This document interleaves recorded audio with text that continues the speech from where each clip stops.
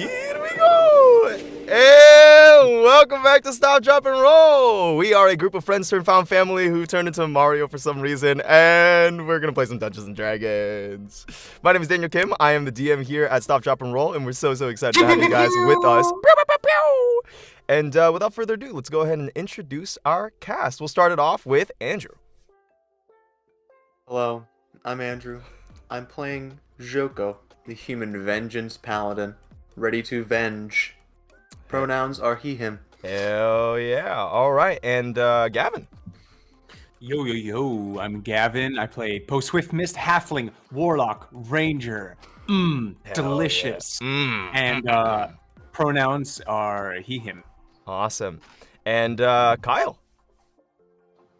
Hello, I'm Kyle. I play Artie, the Chronergy Wizard, ready to crown. All right. Pronouns? Yeah. You're right. Sorry. No, you're good. And last but certainly not least, Becca. Hey y'all, I'm Becca. I play Fen, the Eladrin Elf Shadow Sorcerer, ready to source. Woo, woo, woo, woo, woo. Everybody is verbing today. All right, and we're gonna get ready. You took my thing. As we are doing our thing, we just have a couple of announcements before we go ahead and get started with the craziness that happened last week. So we'll just go ahead and start it off with Gavin with our social media stuff. Take it away. So we're on social media. Stop, Drop, and Roll. We're on YouTube, Instagram, Twitter. On YouTube and Instagram. On YouTube, we have all of our VODs posted up there, so you can watch previous episodes. And there we're at Stop, Drop, and Roll D&D, A-N-D for the and. Instagram, same handle as well. And on Twitter, we're at SDR_D&D. And that's where we'll be posting all of our stream dates and polls and access to like special episodes, Stop, Talk, and Roll when we do our interview show and all those things. So give us a like, follow, subscribe. You know, if you hit that like button, it really helps us out, you know. So really just go ahead, smash that like button. Top of the morning to you. My What's name up, is guys? Stop, Drop, and Rolling. All right, sorry. 100%. No, but yeah, that would really help out a lot. All right, and then without that, Andrew, Discord. Yeah, we have a Discord. If you do !Discord in the chat, you'll get a link to our Discord where we have announcements for all of our streams. You can catch up with some of the Twitch clips that have been going on and just generally hang out. Yeah. !Discord in the chat. !Discord. Awesome. I think that's it. I think that's all we have for you guys for announcements. So we're gonna see what happens to our group today. Because, oh boy, last week was crazy. So, yeah, go ahead and grab a drink, have a seat, and get ready for some hot dice-based storytelling. Pew.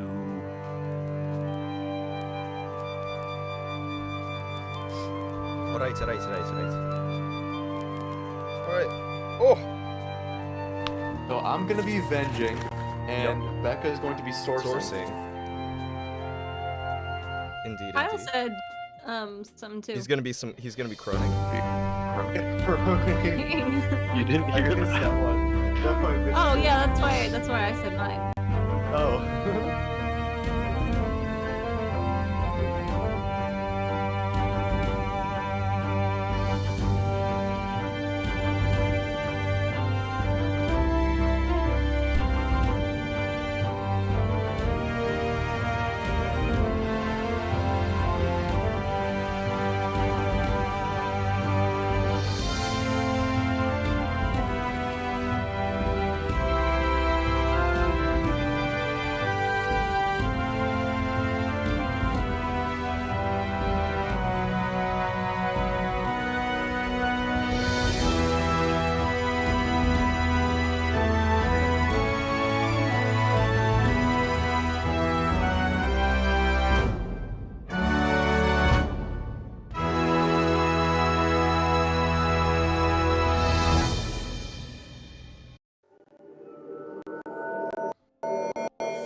My Call of Cthulhu book came. Yeah, I did see that. You saw the meme that I posted? Oh, I didn't see it. I posted a GIF of you going. Oh yeah. Anyways, we're back. We're back. And we're back. All right. So, last we left off, ba-na-ba. No, copyright. Ba-na-ba, ba-na-ba, ba-na-da-da. All right. So, are you with it? Sorry. All right. The last we left off, the Grim Troupe were in the Feywild getting a DMCA because of AC/DC in the background. And you guys were fighting demons, currying favor with Lady Alanostra of Sanctuary, and trying to get an army to fight the Treecatcher dynasty. Your guys' enemies, rivals, a government that has been corrupting part of this society that you guys lived in the material plane.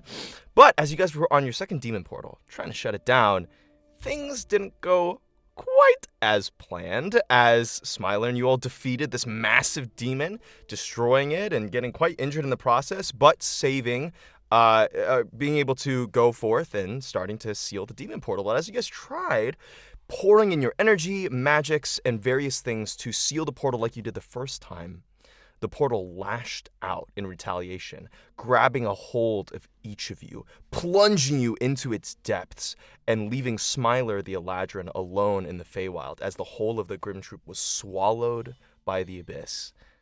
And that is where we pick up our game today. You guys are tumbling, flowing and roiling through this semi-liquid, semi-air-like medium that's just filled with these horrible visions of these spirits flying past you. Purple and dark black goop just kind of like slapping on different areas of your body, feeling like at once both a terrible plunge into dark, inky water and also like a nightmare. And as you guys are being thrust about, it seems like you're beginning to feel the edges of your consciousness being pulled apart as you see 1, 2, 3, 4, 5 versions of yourself pulled through this portal as you guys are struggling to keep a whole sense of yourself as you all unexpectedly just were drawn into the middle of this. And as you guys are plunging through this abyss, I need you all to make Constitution saving throws for me, please. Oh, yes. Ooh. Yeah, I'm just going to roll Constitution. for the record, Yes. Artie's gonna be really like focusing on this as Okay. he's very interested in like teleportation, how like the worlds Ooh. combine. So he's really gonna be taking like notes and trying to focus. Go ahead on, and make an intelligence check, because right now you're hearing like screaming voices of spirits and feeling like this horrible violation of weird slimy goo just kind of slap in your face and other parts of your body. To maintain flat intelligence. Yeah, this would be a flat intelligence check. This is to keep your wits about you as you are moving around, okay? Okay. So that is a 15. Flat 15 on intelligence. Okay. You are finding it hard to concentrate in the middle of this vortex to like keep your mind like still enough to analyze it. You're getting some elements like this. It feels like a distortion of time and space, specifically more space. And you feel like this feeling as if like you're descending. Those things you're getting, but more than that, your brain is like too overwhelmed by the amount of sensory information that you're getting that you can't quite get a lock. And going to give me that con save. 26. 26. Whoa. Rolled very well on that. All right. I did not. Artie The kinda roiling. He's kind of thick. I'm not gonna lie. A little thick. You guys can sort of see each other being thrust around as if you're in like the middle of a twister, like seeing each other in like silhouettes or occasionally bobbing in and out of your vision as each of you are tumbling through space. And Joko, Artie, you two maintain consciousness.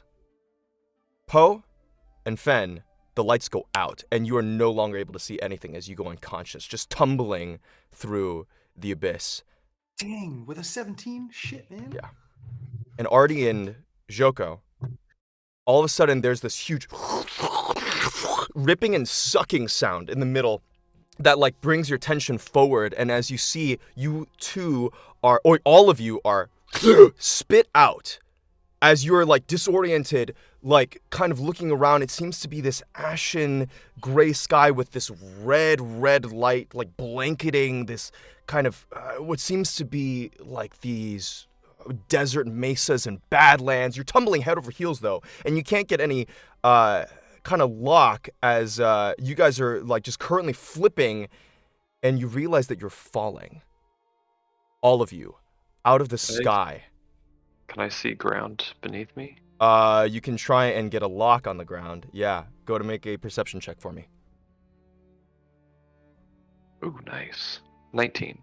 19, absolutely. After like kind of like leveling yourself out, you spread out your arms and legs, Artie, to catch as much drag as possible, and it levels you out first on your back as you stare up to a sky with these earthen motes floating in the air, like half crumbled apart, half like having things like slightly orbiting around their surface.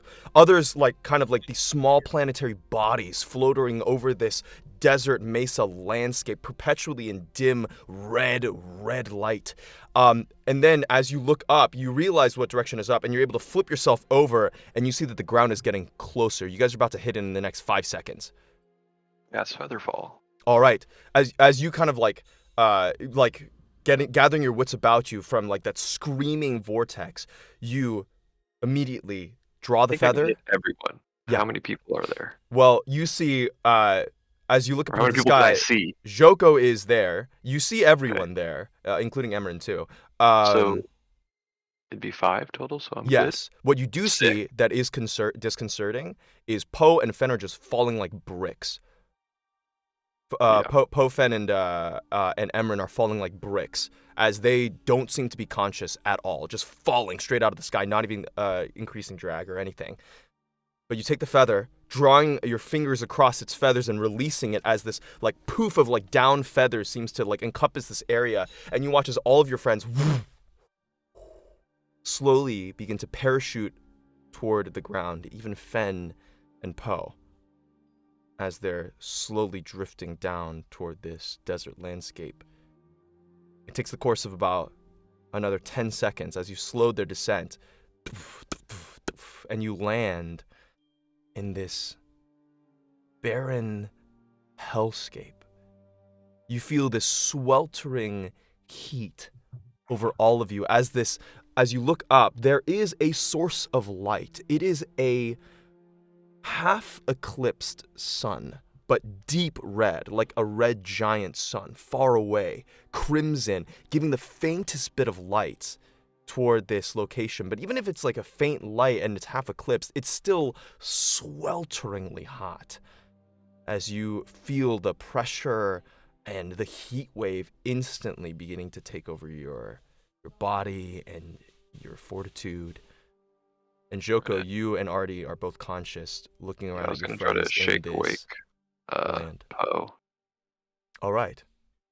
You go to shake awake Poe. Poe, Mm-hmm. as you fall unconscious, tumbling through the abyss, your eyes open again.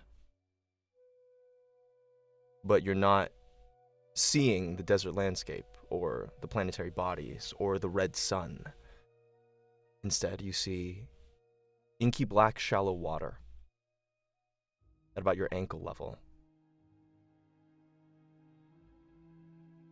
And in front of you, about 30 feet, a throne of bodies. Guys? Hello? I want to go closer to the throne and look at these bodies. Sure. As you're kind of looking up, you want to just make a perception check? Investigation check? Yeah. Either one works. I shall perceive. Oh no.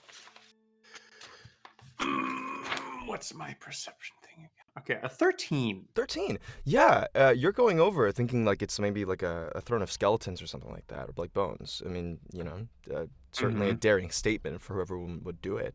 But as you're getting closer, there are no bones. These are people, like flesh and blood people, still breathing, still alive, lightly moaning, and all of them completely naked. Elven, human, tiefling, few orc. And as yeah. I'm looking just to see if any of them are my friends, the Grim Troupe. Sure. As you're looking around, it doesn't seem to be. None of them seem to be your friends. You do look over at one. Your perception was a 13. Yeah. There's a lady that you see in the middle of the bodies, and you dark hair and a fair complexion, but you can't quite place it, but you feel like you recognize her. You could take a closer look if you wanted. Yeah, I want to, if she or any of them are still breathing, I want to go up to them and try to help them. Sure.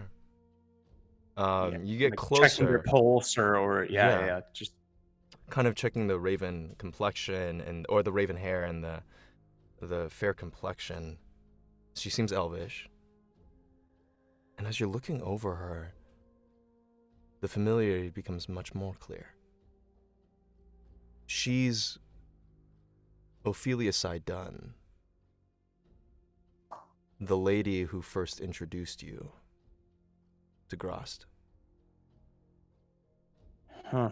And as you feel a chill down your spine, a familiar voice captures your attention. It's about time, Poe. About time you came to me. You really had me there for a second. I thought this was real. Oh, I thought this was real. And then, it's another one of these. Hey, Grost, how you doing? As you look up at his form, though, you're used to seeing, naked form, ebony, like darker than night skin, beautiful features, and the 6 horns protruding out of his head. But it's like each of those times before felt like, the edges of the vision would be somewhat blurry or, out of focus, or like only he would be in the most focus, right? Like a dream. But as you're looking up, everything is crystal clear. Like you can feel the texture of the water underneath you, the breathing and slow heaving breaths of the people like on the throne. And when you see Gross, like he looks more present than he ever has before. Oh, this is certainly quite real, Poe. Although you're not quite where I am yet, you're very close. Very close. And where's that? Welcome to my home, Poe. Welcome to the Abyss. Though you really shouldn't be here. You're supposed to be in the Feywild right now. Yeah, this wasn't exactly the plan. We sort of got sucked into a demon port. One of Oh, I know. Remember, I'm one of the ones who's racing. Yeah. So Yeah, what, and that's you why. and Demogorgon and Dreeblex, you're all just racing to destroy the planes. Is that it? It's just a competition. No. Oh, you think this place can contain me? I want to spread my beauty elsewhere. More people deserve to see me, don't you think? Mm-hmm. He narrows his eyes at you. Well, listen, I appreciate that you've been slowing down the other demon lords and all, but you really should be there. In the Feywilds. Yeah, that would be. Yeah. That is where I want to be. Hey, can I just I know you got your eyes set on the material plane, right? And honestly, great choice. We got a lot of good shit there. I've been to some of the other ones, but the material planes, it's really where it's at. So great choice. But what's the end goal? Do you want all the planes? Because I think you got to let me in on some of that if you want me to champion your efforts here. Go ahead and make a persuasion check for me.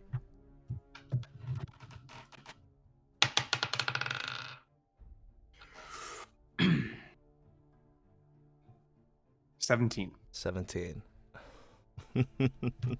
Oh, you're cute. The fact that you think you can manipulate me is really charming, Poe. But I mean, I can do this now, and I just start flying. I cast fly, and I just start flying. That's pretty good, right? I feel like I got some power now, yeah. right? He snaps and you slowly descend to the ground. Yeah, why do you think you can? Because I let you, Poe. Yeah. Here's the thing. Poe, the other demon lords, they go about things in very unsubtle ways. They send an army. They send a big fucking jizz pile of a monster to go ahead and take their orders. That's good. I'm not like them. Right. I like to be a little more subtle. A little more fun. And a big smile comes across his face. That's why you need to be there, Poe. You are my invasion. So you come to my lair, and I send you back there immediately. You understand? Sorry, am I invading the Feywild? Yes, you? what do you think you've been doing, Poe? Every place you stepped has been my authority. You claiming my territory when I come. I understand. Well, Do you really? yeah. I mean, these Demogorgons, Dweeblexes, they're demons. They haven't really been much of a challenge thus far. So, Right. Well, then if you understand, Poe, then why are you consorting with the god? As you, hear him scream, you see the bow in your hands. Yeah, I know all about that, Poe. You're gonna explain to me real quick why you're trying to cheat on me. I don't cheat like on you. other Gross, lovers. baby, gross, baby. Come on. Would I do that? Listen, I found this bow nestled between the teats of a vampire. Okay. So, I didn't necessarily think this was some angelic, divine sort of thing. I just kind of used it as a weapon, a means to our end. And, serving me well thus far. And if you're too proud to accept whatever weapons are the most powerful, I don't know. Like before, I just had a bow made of wood. That wasn't getting me anywhere. Now I have the power of a god. Don't you want the power of a god on your side? Mm-hmm.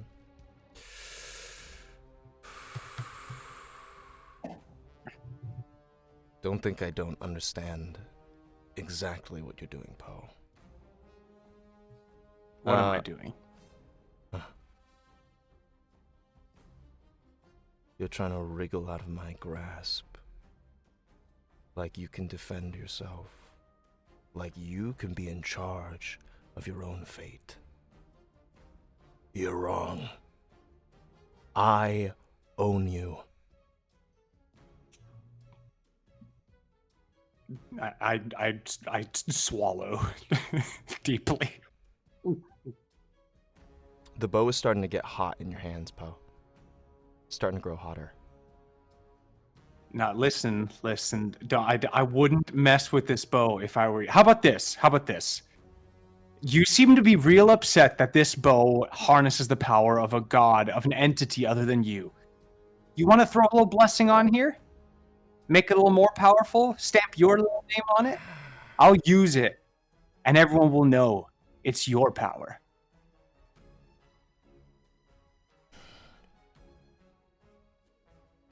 Go ahead and make a persuasion check for me. Oop, that fell. Oh no. Oh. 13. No, I have other plans. Just come down to me, Poe. come down to my lair as soon as you can. And that's all I have to say from you. Mhm. And that's all I have to say to you. You love getting the last word, don't you? I do. And Poe, I do a little like a little kissy face.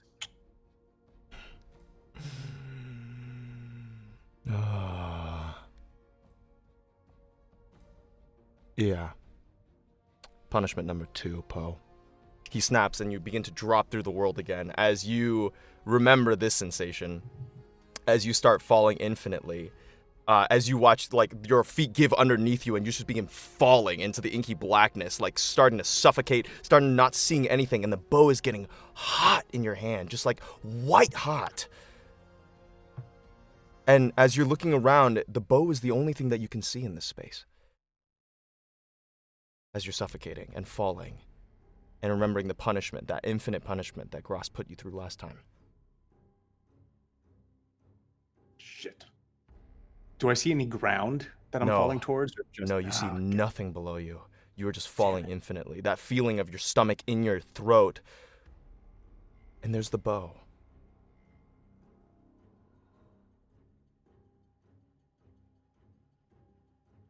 As it grows hotter, the hotter it gets, I want to grab it even tighter. You do so. As you grasp onto the bow to the point where your knuckles are starting to, like, bleed slightly from gripping the bow so tightly, you realize there's been a small, still voice that whole time in your encounter with Grost that you could just barely hear, but you can't quite hear it right now. It's like right at the edges of your vision, or at the edges of your consciousness. Go to make a perception check for me.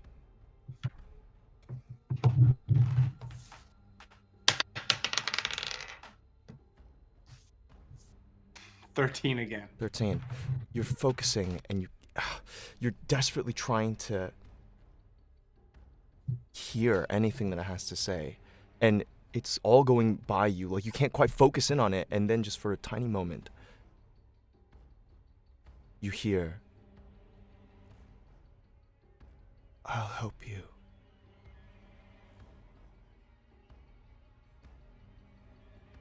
Hmm.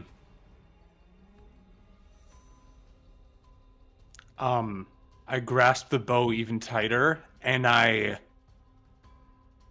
just start loosing arrows just everywhere. Sounds good. As you draw back the arrow, start, like, you don't even have ammo or anything. You just start pulling back the bow to just loose it, and you're just desperately trying to concentrate on the voice. And as you loose that volley, there's no shots that ring out from the middle of the bow. There's nothing. There's no ammo. As you're just kind of pulling on it, it's going twing, twing, twing, twing. And then all of a sudden,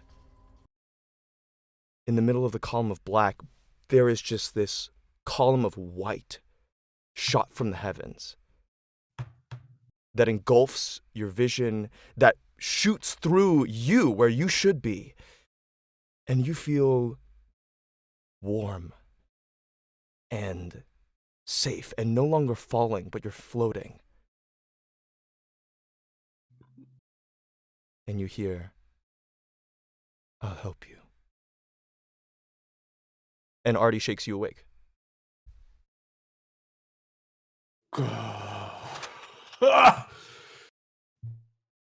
Oh, did you hear that? You there? Did you? Did I hear what? I'll oh, hey, Artie. Yeah. Yeah. Cool. Okay. Yeah. We kind of need to. We have a bigger issue than random voice, and I just like broadly gesture to hell. Yeah. Daniel, do I still have my bow? Is it with me? Yes, you do. And Artie, you kind of noticed this too. There was like there was a light emanating off of the bow that is now slowly fading. I mean, going to different dimensions does crazy shit. I wouldn't doubt it. Yeah, fair enough. Yeah. Yeah, I'll wake Emran then. Okay, Well, Emran wakes up. and I'll like Ugh. point over to Shoko to go grab Fen. Sounds good. You all come to consciousness. As you all are staring out at this crazy Badlands. Wherever this is.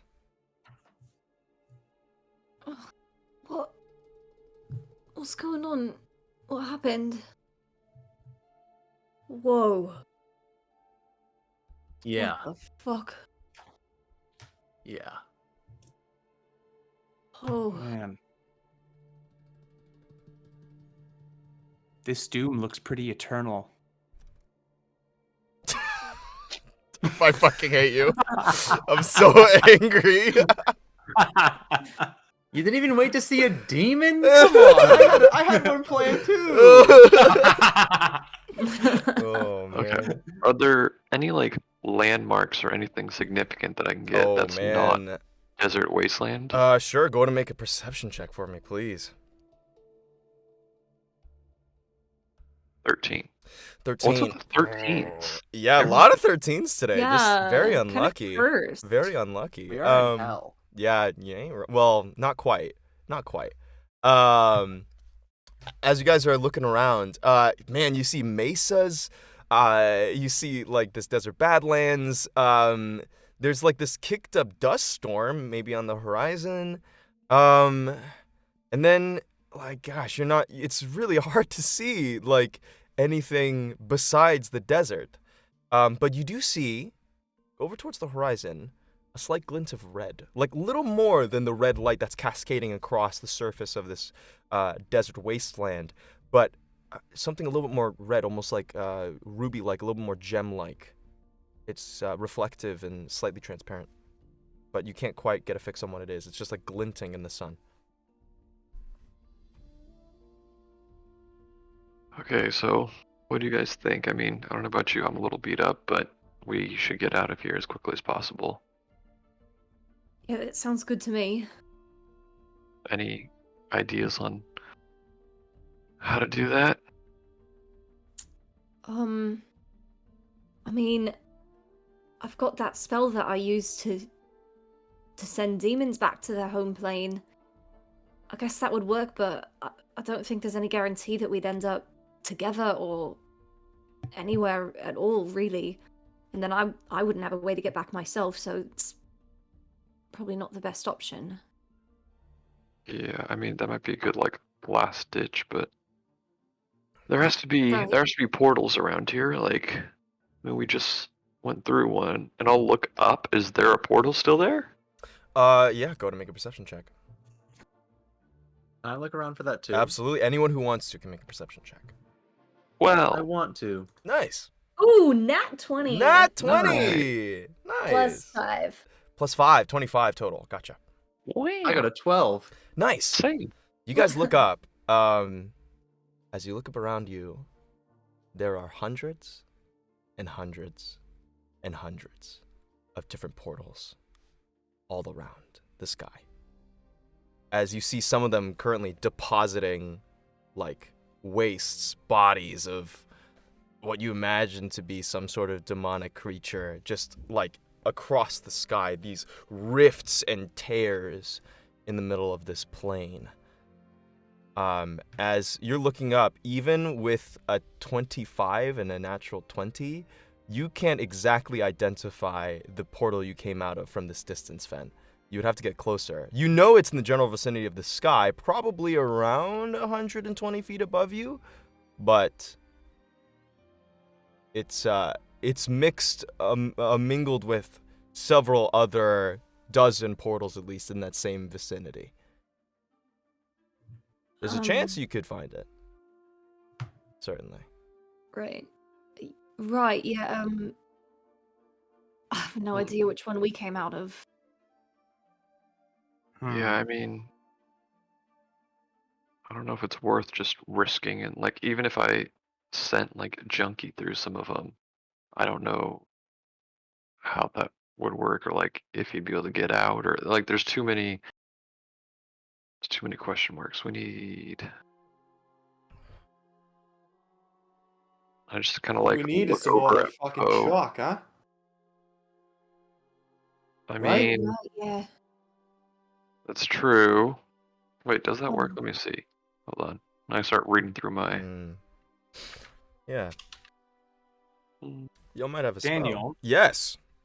could I'm gonna start ritual casting Find Familiar to Oh. summon Abby, Abby. you got it. It takes 10 minutes, so it's You gonna got take it. me While a they're while. talking about this and as they're doing it, you do that. And I'll say by the end of this, like, of Artie looking through his spell book, then Abby appears. Okay. Sorry, I did a pigeon at first, and I'm like, that's not an owl. That's a pigeon. no, I was Shoko, going. that What are you saying? I can't hear you. There's so many fucking birds. Bird, bird, bird, bird. that only works if we're on the same plane of existence, and I'm pretty sure we're not on the same plane. There's a way to travel between planes, but I haven't studied it yet. I've been meaning to frickin' find a library, but everywhere we go is like, all our knowledge is within ourselves, and no one has any books around here. But anyway, regardless, I can't teleport us. I don't think I can. I mean, I could try to ow. And you see Artie's like What's the plan, then? struggling, kind of like trying to figure out a way to like break through the limitations of teleport. And he's just going to be like thinking on that for a few minutes. I don't think he'll come to anything, but just Okay. like kind of contemplating like why is the limitation here? Is there a way to break through that? Like, can I use like a knowledge? You know what I mean? Just kind of like spitballing ideas about Sure. teleporting in planes. Sure. and just kind Sounds of good. I'd say you can make an Arcana check for me if you'd like. Yeah, sure. I mean, I don't have like a specific thing I'm looking for, but Sure. oh my god, that's a natural 20. Woo, baby. That's a With your 30. nice, man. Well, as you've been, traveling between a few different planes at this point and talking, you remember that a couple of, pretty practiced arcane wizards and other casters have talked about the idea of spatial travel. They often call it plane shifting. And you're aware that there is a way to cast a spell that would allow that. And with a natural 20, you'd also know that you know that each of the different realms or the planes that you travel to require a material a tuning fork, basically, that you would need. And it would need to be tuned to the frequency of that plane for you to go, as if the entire universe is somehow in harmony with one another. So if you wanted to travel to either the material plane or the Feywild, you would need to find a tuning fork of the right material and then tuned to the right note. Pretty cool. I mean, do I have any? Let me look through my bag. I want to take out. I have thieves' tools. Mm-hmm. Is there like a little piece of metal that's lockpicked? Like you use to lockpick a door, like a long, thin kind of strand? Yeah, I mean, there would usually be, like, if you have a set of thieves' tools, you usually have one that would, like, go in and do a tumbler. It's like an extended key, basically, is what it looks like. Like a mix between a chopstick and a key is what one of the tumblers looks like. The other one looks like a dental fork. Yeah. Okay, cool. A rake and And a then- tension rod. Yes. Fen, you know that like song that you learned about the Feywild? Yeah. Can you just like can you sing it for me? And while they're singing it, I'm gonna use my magical tinkering to try to like alter the like a little rod and see if I can like tune it like a tuning fork. I have no experience with this, but sure. I'm just literally. So are you using a spell to mold it, or are you physically trying to tinker with it, like with some Smith's I was tools? How are you physically trying bending to it? tinker with it. So Okay, I was using going tinker's to. tools. I don't know. Okay. Kyle doesn't know how like tuning forks work. Yeah. So I don't know if Artie does. Yeah, I don't know how well Artie knows musical stuff. So let's go ahead and make a history check, and then after that, make a Tinker Tools check. A Tinker's Tools check for you would be with your intelligence. Yeah.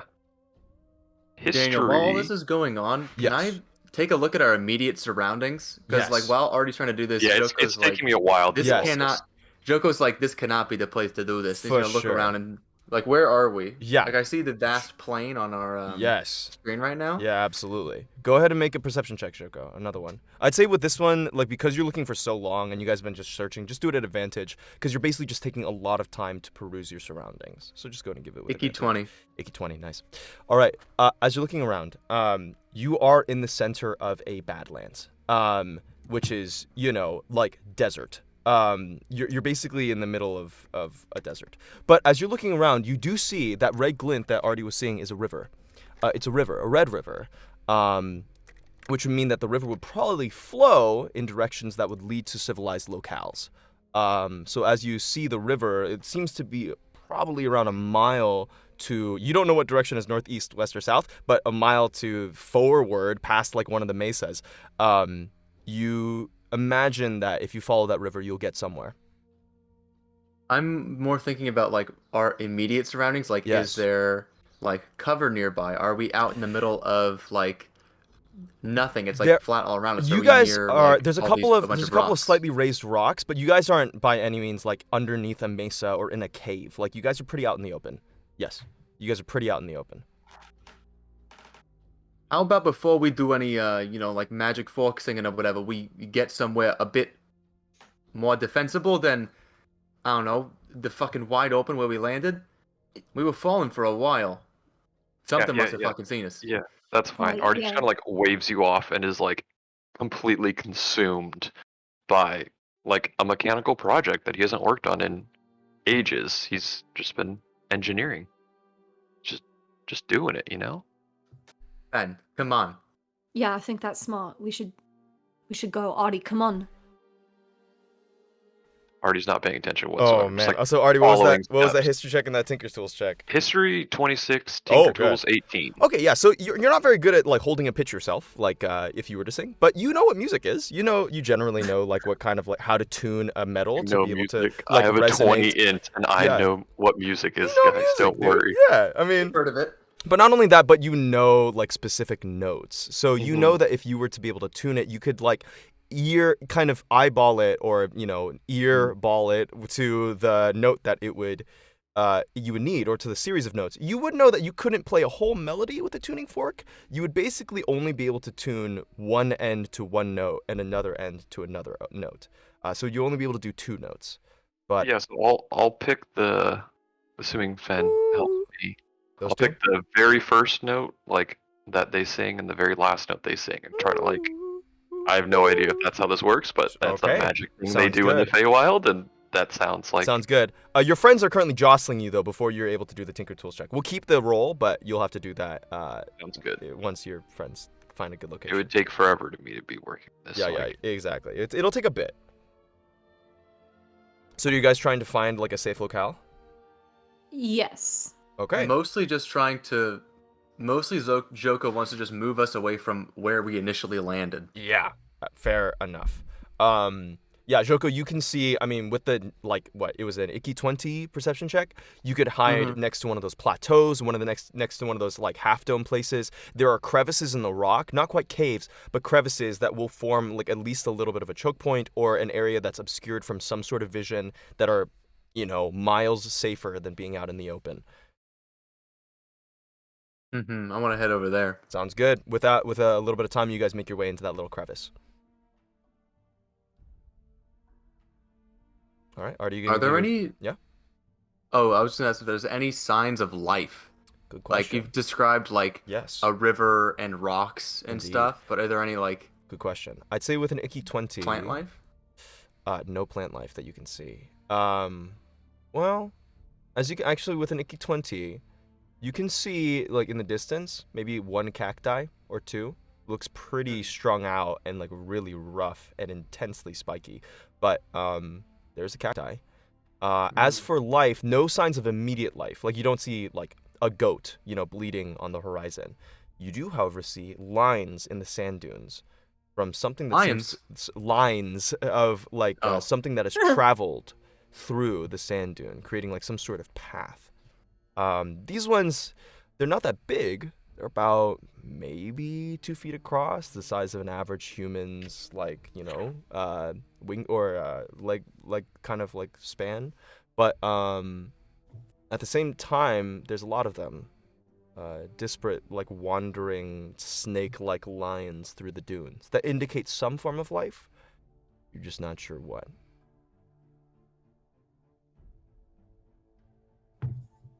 All right, Artie, you want to make that Tinker's Tools check? Yeah, sure. All right. Also, Poe, Abby is there, if there's something that you wanted to do with Abby. Yeah, I will after this. I'm Okay. thinking.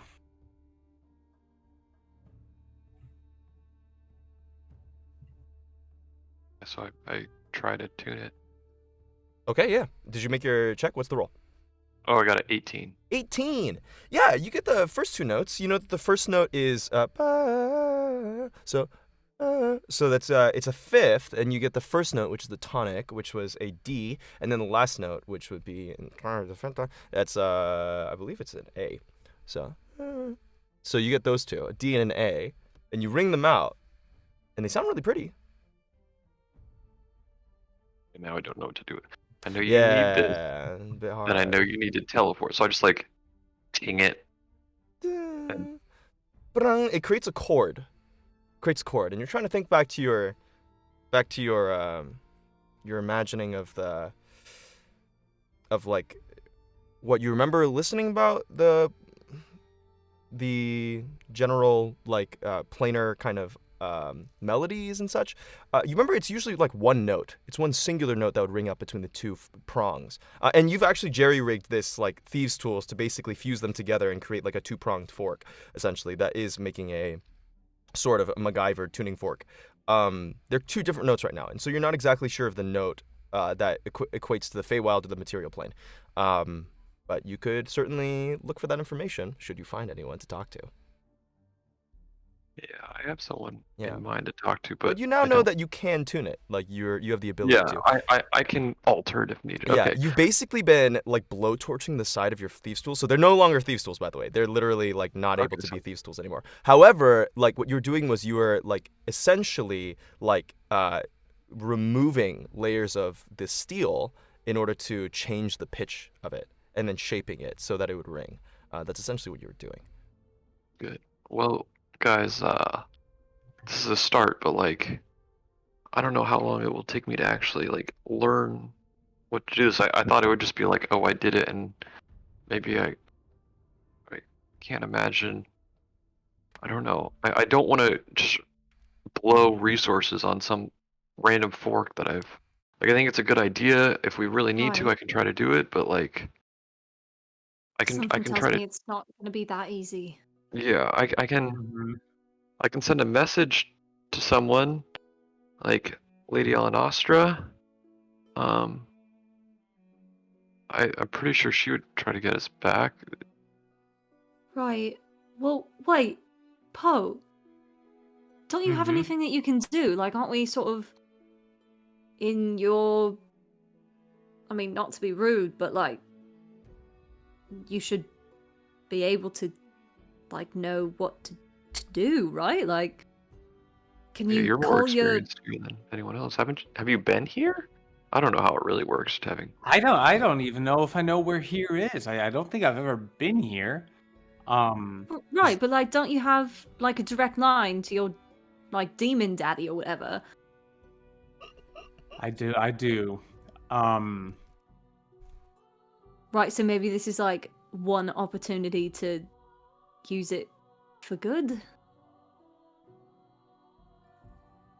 I'm gonna stretch out my arm and Mhm. gesture for Abby to come to my arm, Flutters down and lands on your Eh. forearm. and we communicate telepathically. And I tell her, follow those tracks and come back when you see a sign of life. And then I throw her off. She does, and she vanishes into the night sky. Or into the And- red crimson red sun sky. Yeah, we'll hear back soon enough. We'll see what we got around here. I think that's the best I can do for now.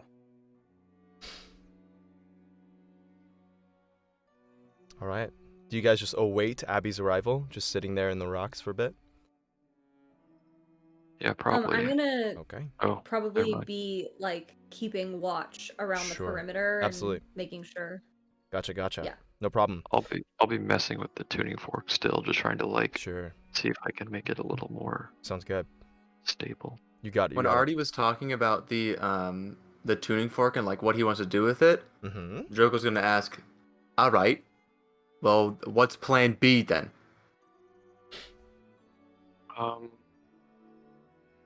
Like I said, we don't have too many resources available to us right now, but I can reach out to potentially the Lady Alanostra.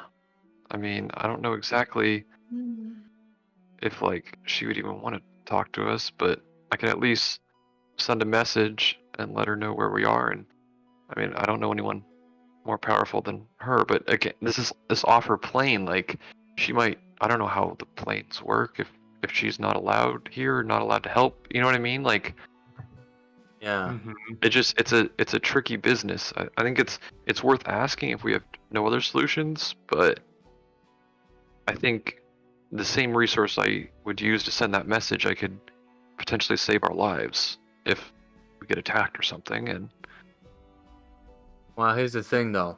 She owes us, yeah. We've been closing the demon portals in the Feywild. But what she owes us is an army. I don't want Right, our debt getting wiped out because she brought us back. I mean, Mm. if you really want to start getting desperate, there's always I kind of like glance over near Fen, and then never mind. Yeah, I I'm could having try. the same. I'm I could having the same try. idea. I think. I'm just like, no, it. I don't know. You see Fen's face, which is already like pretty silvery and pale. Like if there was any color in their face to begin with, you see it drain out, and they sort of set their pack down on the ground and give you a little nod, Artie, and says, "All right, just give me a minute." No, And I don't think we need to. We shouldn't. That should be we're dying last resort. That shouldn't be a first thing we do when we land. Like, you Well, didn't see right. the look in her eye when she talked about you. Just the absolute desire for revenge and madness and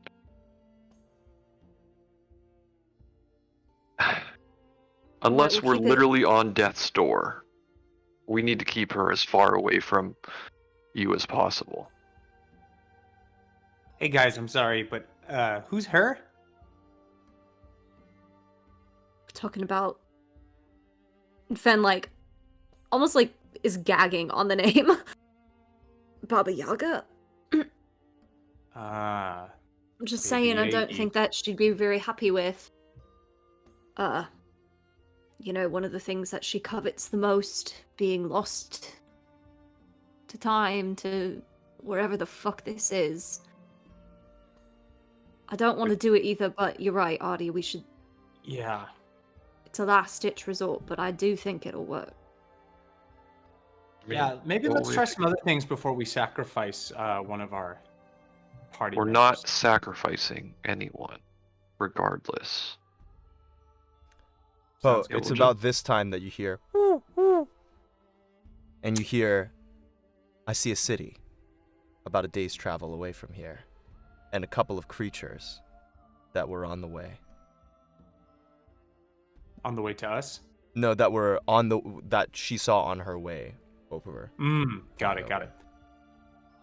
I nod and I take her back on my arm. And then I throw her back up to sort of just hang out. You got it.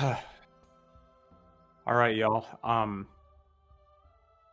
don't know which portal to go through, but there's a city that way, and I point to where she was gesturing. A day's travel, but there's some unsavory types on the way, so we should definitely be on our guard. But Artie, whatever information you might need, perhaps we can find it there. When you say city, are there cities down here? Like, are there actual people to talk to, or is it just like a war camp? I mean, I've never been here. I haven't either. I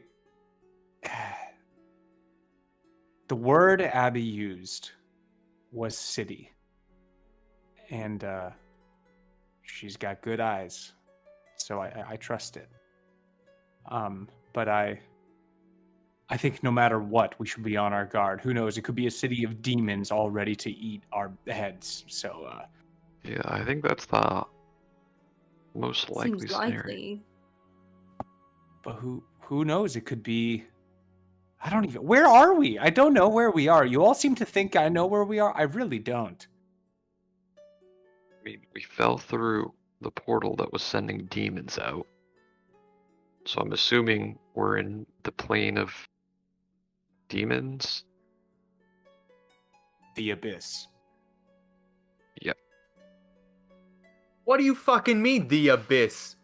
Motherfucker, you were just saying, oh, I don't know where we are. We could be anywhere. And then you say the abyss? Well, that's. I mean, Like, you know everyone the fucking knows. address? Everyone knows the abyss is where the demons live, Joko. I mean, Well, where have you guys- been? Poe, are you making a deception check right now Um. to try and hide stuff? Yeah. Oh, if anybody yeah. wants to insight that, you absolutely can. Oh, you I know, this definitely will, motherfucker's because getting I'm incited. majorly sus. He's been pretty I'm sus for going a little along with bit, it. so you know Oh, that's that's not why. good, though. That's It's, why I say.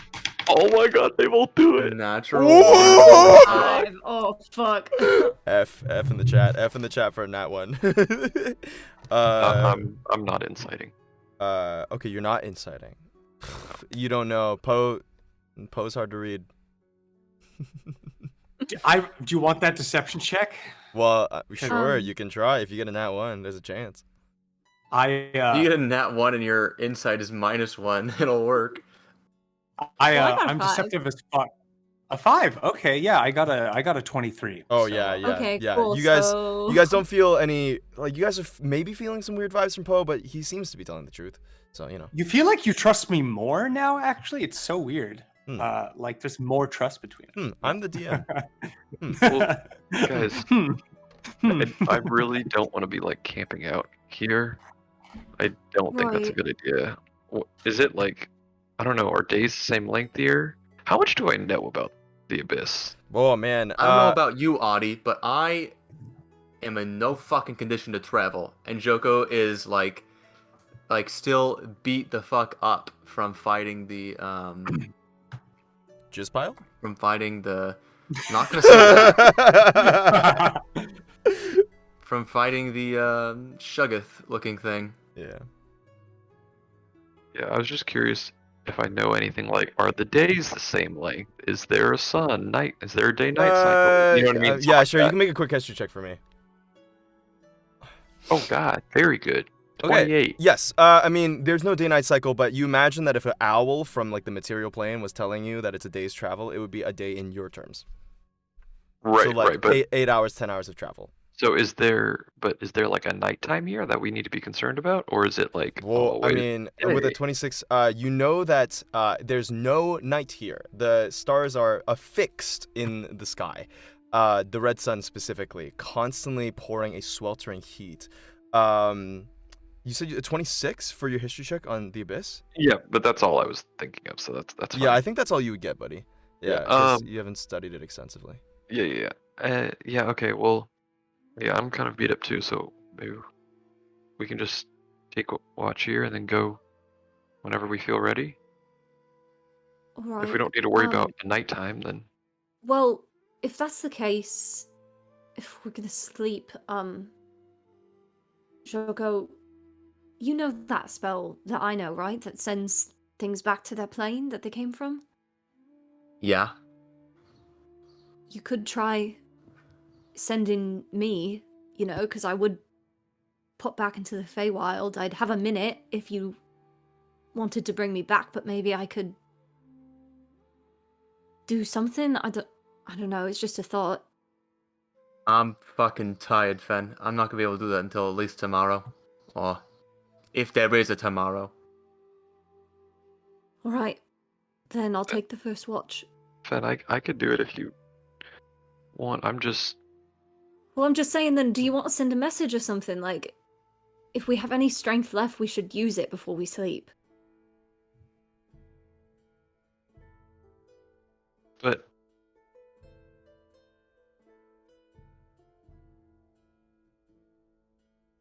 What do you guys want to do? No, you know what? It's fine. Never mind. Let's just go to sleep and we'll wake up tomorrow and we'll go to this city and we'll fucking run into whoever lives there. Who knows? Why would we try something that could save our lives? Probably a stupid idea anyway, right? not what I said. I know nothing about this place. If I send you away, and that's I just Well, you don't have I to don't send like me away. not You knowing can send a things. you can send a message then, right? To Lady Elenostra. I mean, I guess we don't want to redeem our favor with her. I don't want to stay on this plane for a second longer than we have to, and I'm just trying to think about a way that we can figure it out, okay? Yeah, I can send a message. And I'll start All right. preparing. Going to compose a Just message. a As you guys are starting to pack up, getting ready for a long rest, as Artie's preparing that message, who's going to take the first watch? I'll do it. All right, Fen's going to take the first watch. I'll take the second. Okay. I'm waking up early. I'll take the last I'll watch. take the last watch, so I'm assuming Artie will take the third watch then. Okay, and that'll be the Yeah. end of it. All right, Artie, do you have your message ready? No, I'm typing. No This is very worries, scary. mate. No What do I worries. say? We're Joko fucked. before going down for the night, Yeah. he's going to like take off his pack, take off his armor, and then kind of lean up against the pack, like very gingerly. He's like, it's like when you're letting yourself down into like a really hot tub. He's kind of just Mhm.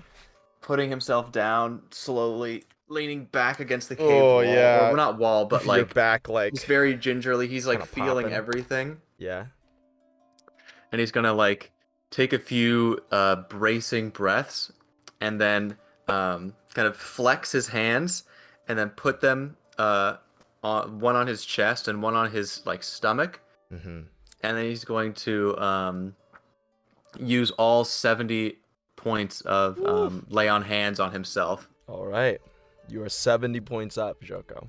as the like just pain courses through him. Like it feels like the acid hitting him again, but just in reverse.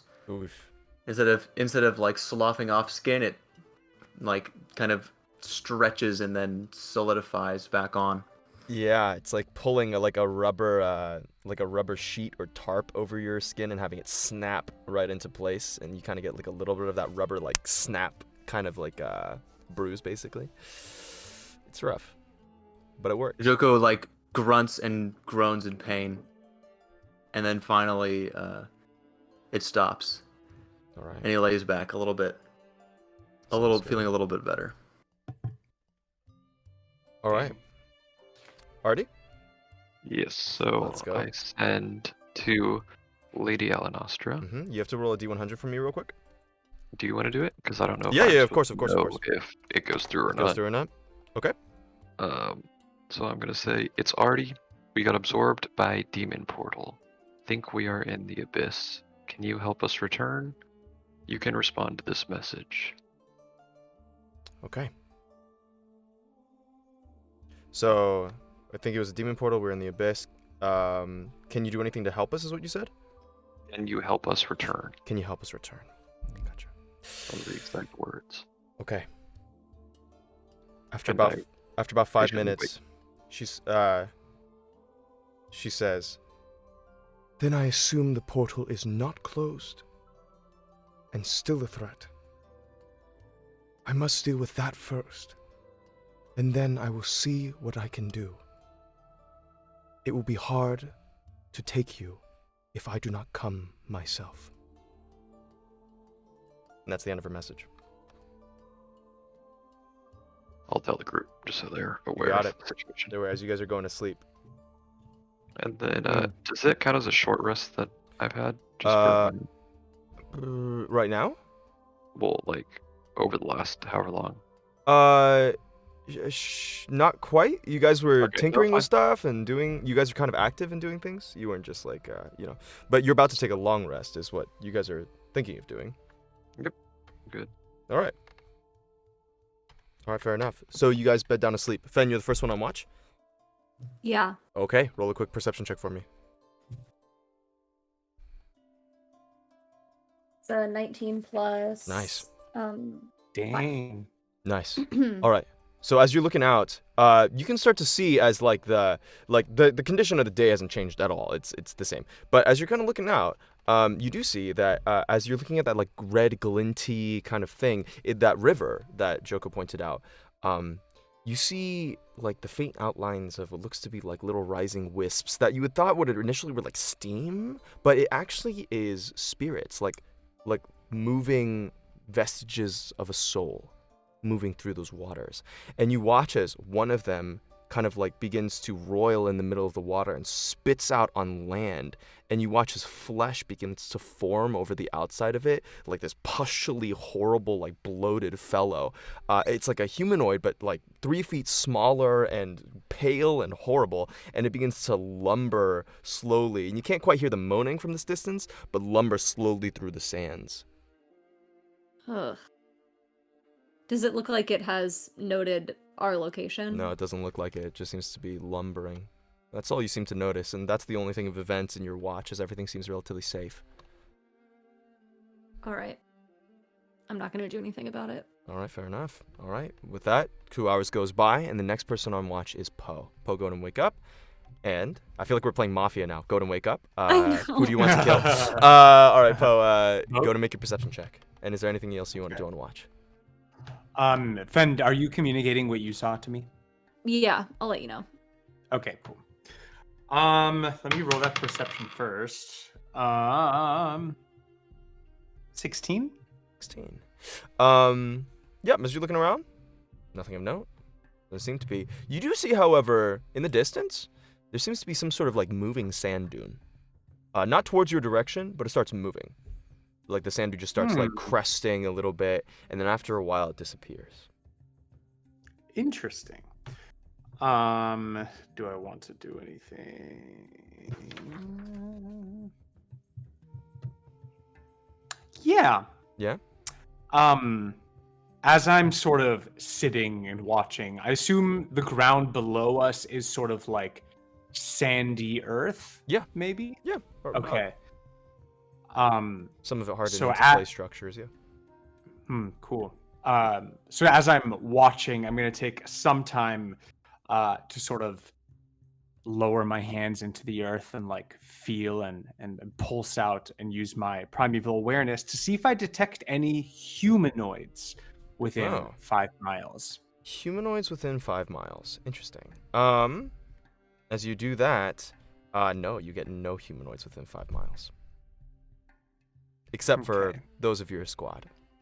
However, as you're doing that, though, and you look down at your hands and your flesh, you kind of look over and you're like, you like shake for a moment because you're like, maybe you thought you saw something, like your vision was being weird, like it was an optical illusion. But you can start to see the bones under your skin. Like your skin is becoming slightly more translucent. I put my hands in my pockets. All right. And ignore it. Okay. With that, your watch comes to an end, Poe. The next one that comes awake is Artie. Yeah. Okay. Artie, go I ahead. communicate the sand dune to you. I see sand dune. You do see sand dune. Let's go ahead and roll that perception. Yeah, roll that perception for me, buddy. 12. 12. As you're looking out, you see over the horizon several figures beginning to move across the sand. Those humanoid, pustule-like, horrible, bloated humanoid small beings currently wandering and moaning through the sand, just trudging their way across this sandy surface. And with the 12, they're kind of muttering to themselves. You can't quite hear what at that distance, but they seem to be muttering the same rhythmic things over and over, but they're all muttering different things. They haven't seemed to have noticed you, it doesn't look like. Okay. If you want to hear a little closer, you can. It's up to you. How far away are they? They seem to be maybe around 50 feet or so. There's a group of them. They're all kind of wandering slightly separate from each other, but like a small horde. Like they're about 10 feet apart from each other, 15 feet. There's maybe 6 or 7 of them, just kind of wandering, trudging through the sand aimlessly. Okay.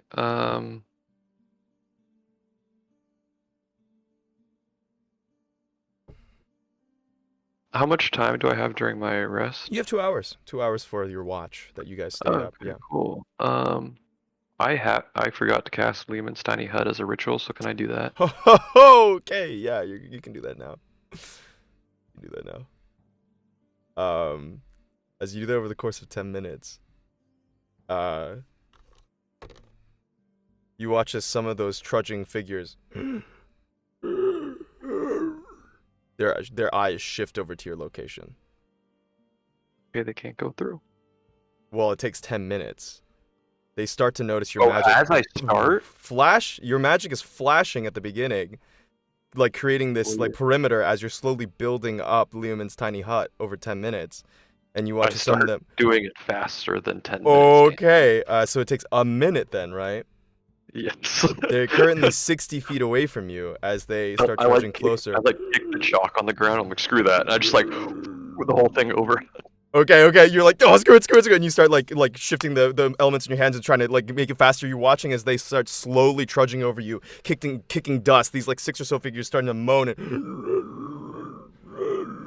they're muttering something. It's not in common. It's probably an abyssal, you imagine, as they're kind of like all wandering towards you. By about the 30-second mark, they are now within 20 feet of you, and they will get to you by next round if you don't do anything.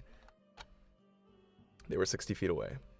So, I've only had how many rounds have I done to create it? Basically, I've given you 5 rounds to do it, so you have half the time remaining. There's 6 of them.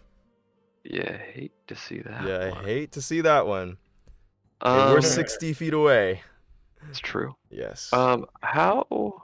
Mm-hmm. Can I get a? No, I can't. Mm-hmm. I'm thinking.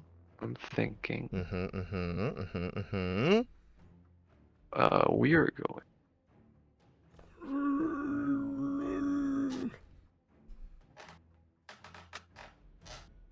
They seem like a zombie-like, is what you're saying? Not quite. Sort of, but they're not undead. They rather look like. You can make a perception check for me, or. They don't look particularly strong. They're tiny. They're like maybe 3 feet tall, just slowly trudging their ways to you. They just look horrible and tortured. Don't tell me too much. I rolled a 3. Oh well, yeah, you don't know much. They just look horrible and tortured, and that's it. Horrible, tortured. How loud are they being, Daniel? Yeah, Like, are we threatened of being woken up? Yeah, I'd say so. Artie can wake people up if he would like to. Yeah, I am about to be doing this. Okay, sounds good. I will go ahead and minor illusion like a like a tornado siren. Oh. Just like okay. Like one of those things.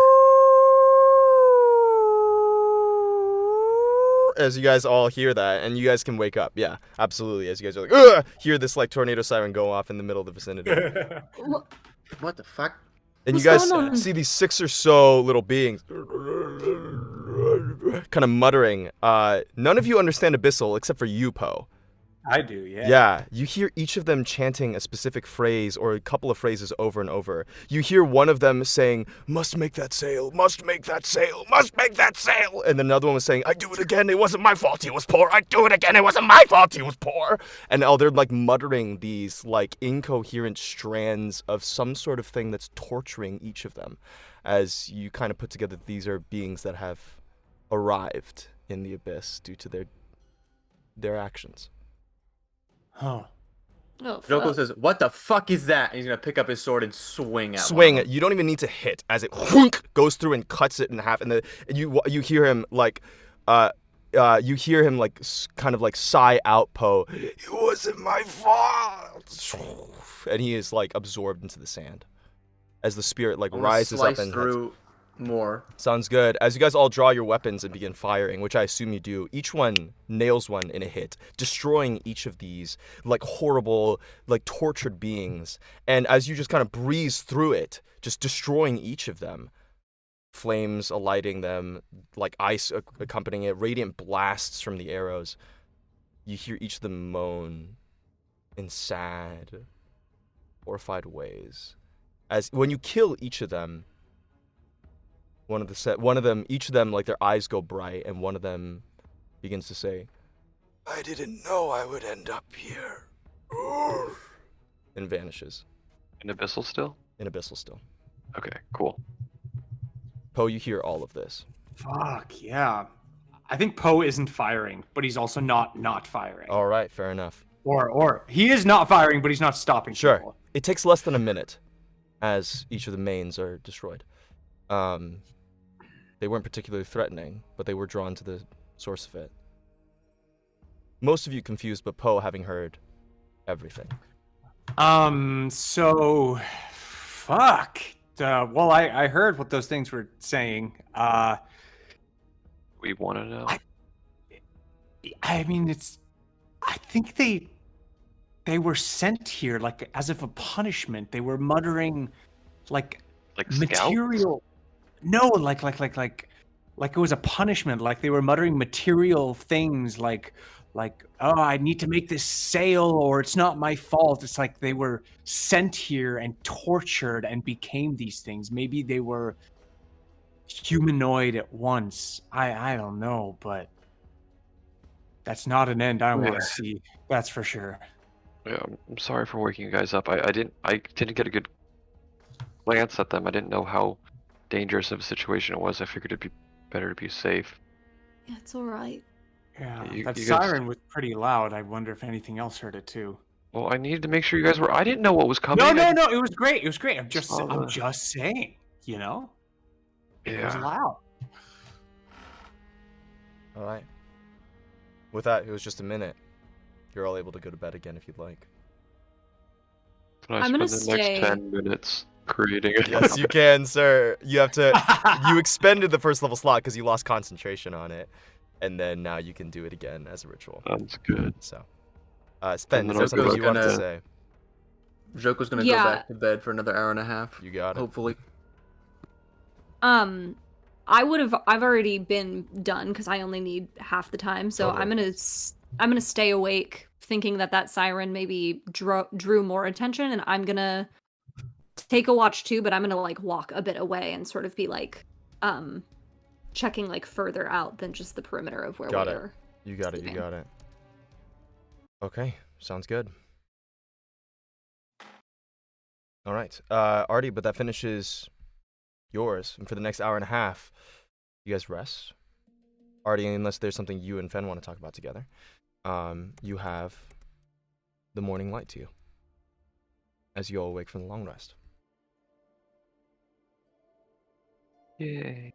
Yay! Y'all get your health points back, your spell slots.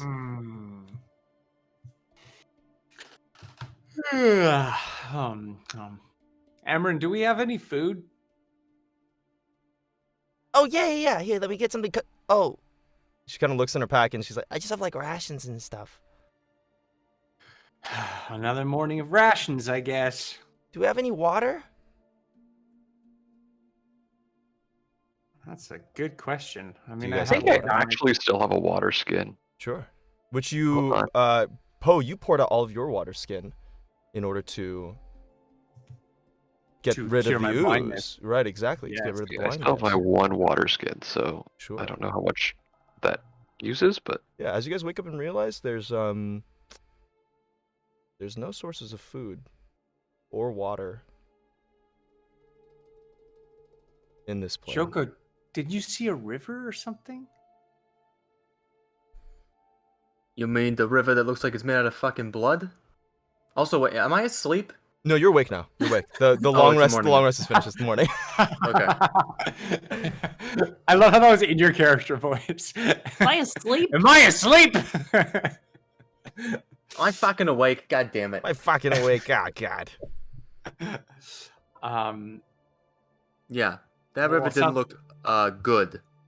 Yeah, I'm not really trying to drink blood. I guess we gotta head to that town. And quickly. All right. You guys begin sitting out, having eaten whatever rations you've been able to get. And as you guys begin walking over towards the direction of the river and possibly this city or town in the middle of this wasteland, that's where we're going to take a break. All right, y'all. We'll see you guys in about 10 minutes. See y'all Yes. soon. All right, and welcome back. As you guys are going over, why are there lo-fi beats? I put lo-fi beats. We should be in not lo-fi beats. Dude, hell Dude, is just hell, fucking dude. The vibes. abyss is so chill, dude. It's just like, Dude. chill. All right. I literally typed out instead of clear. I typed out /chill. All right.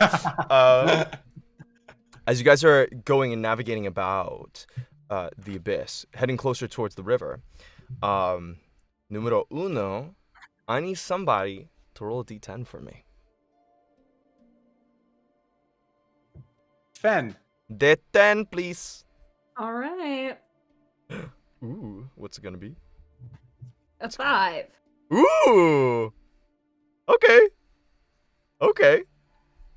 All right. As you guys go about,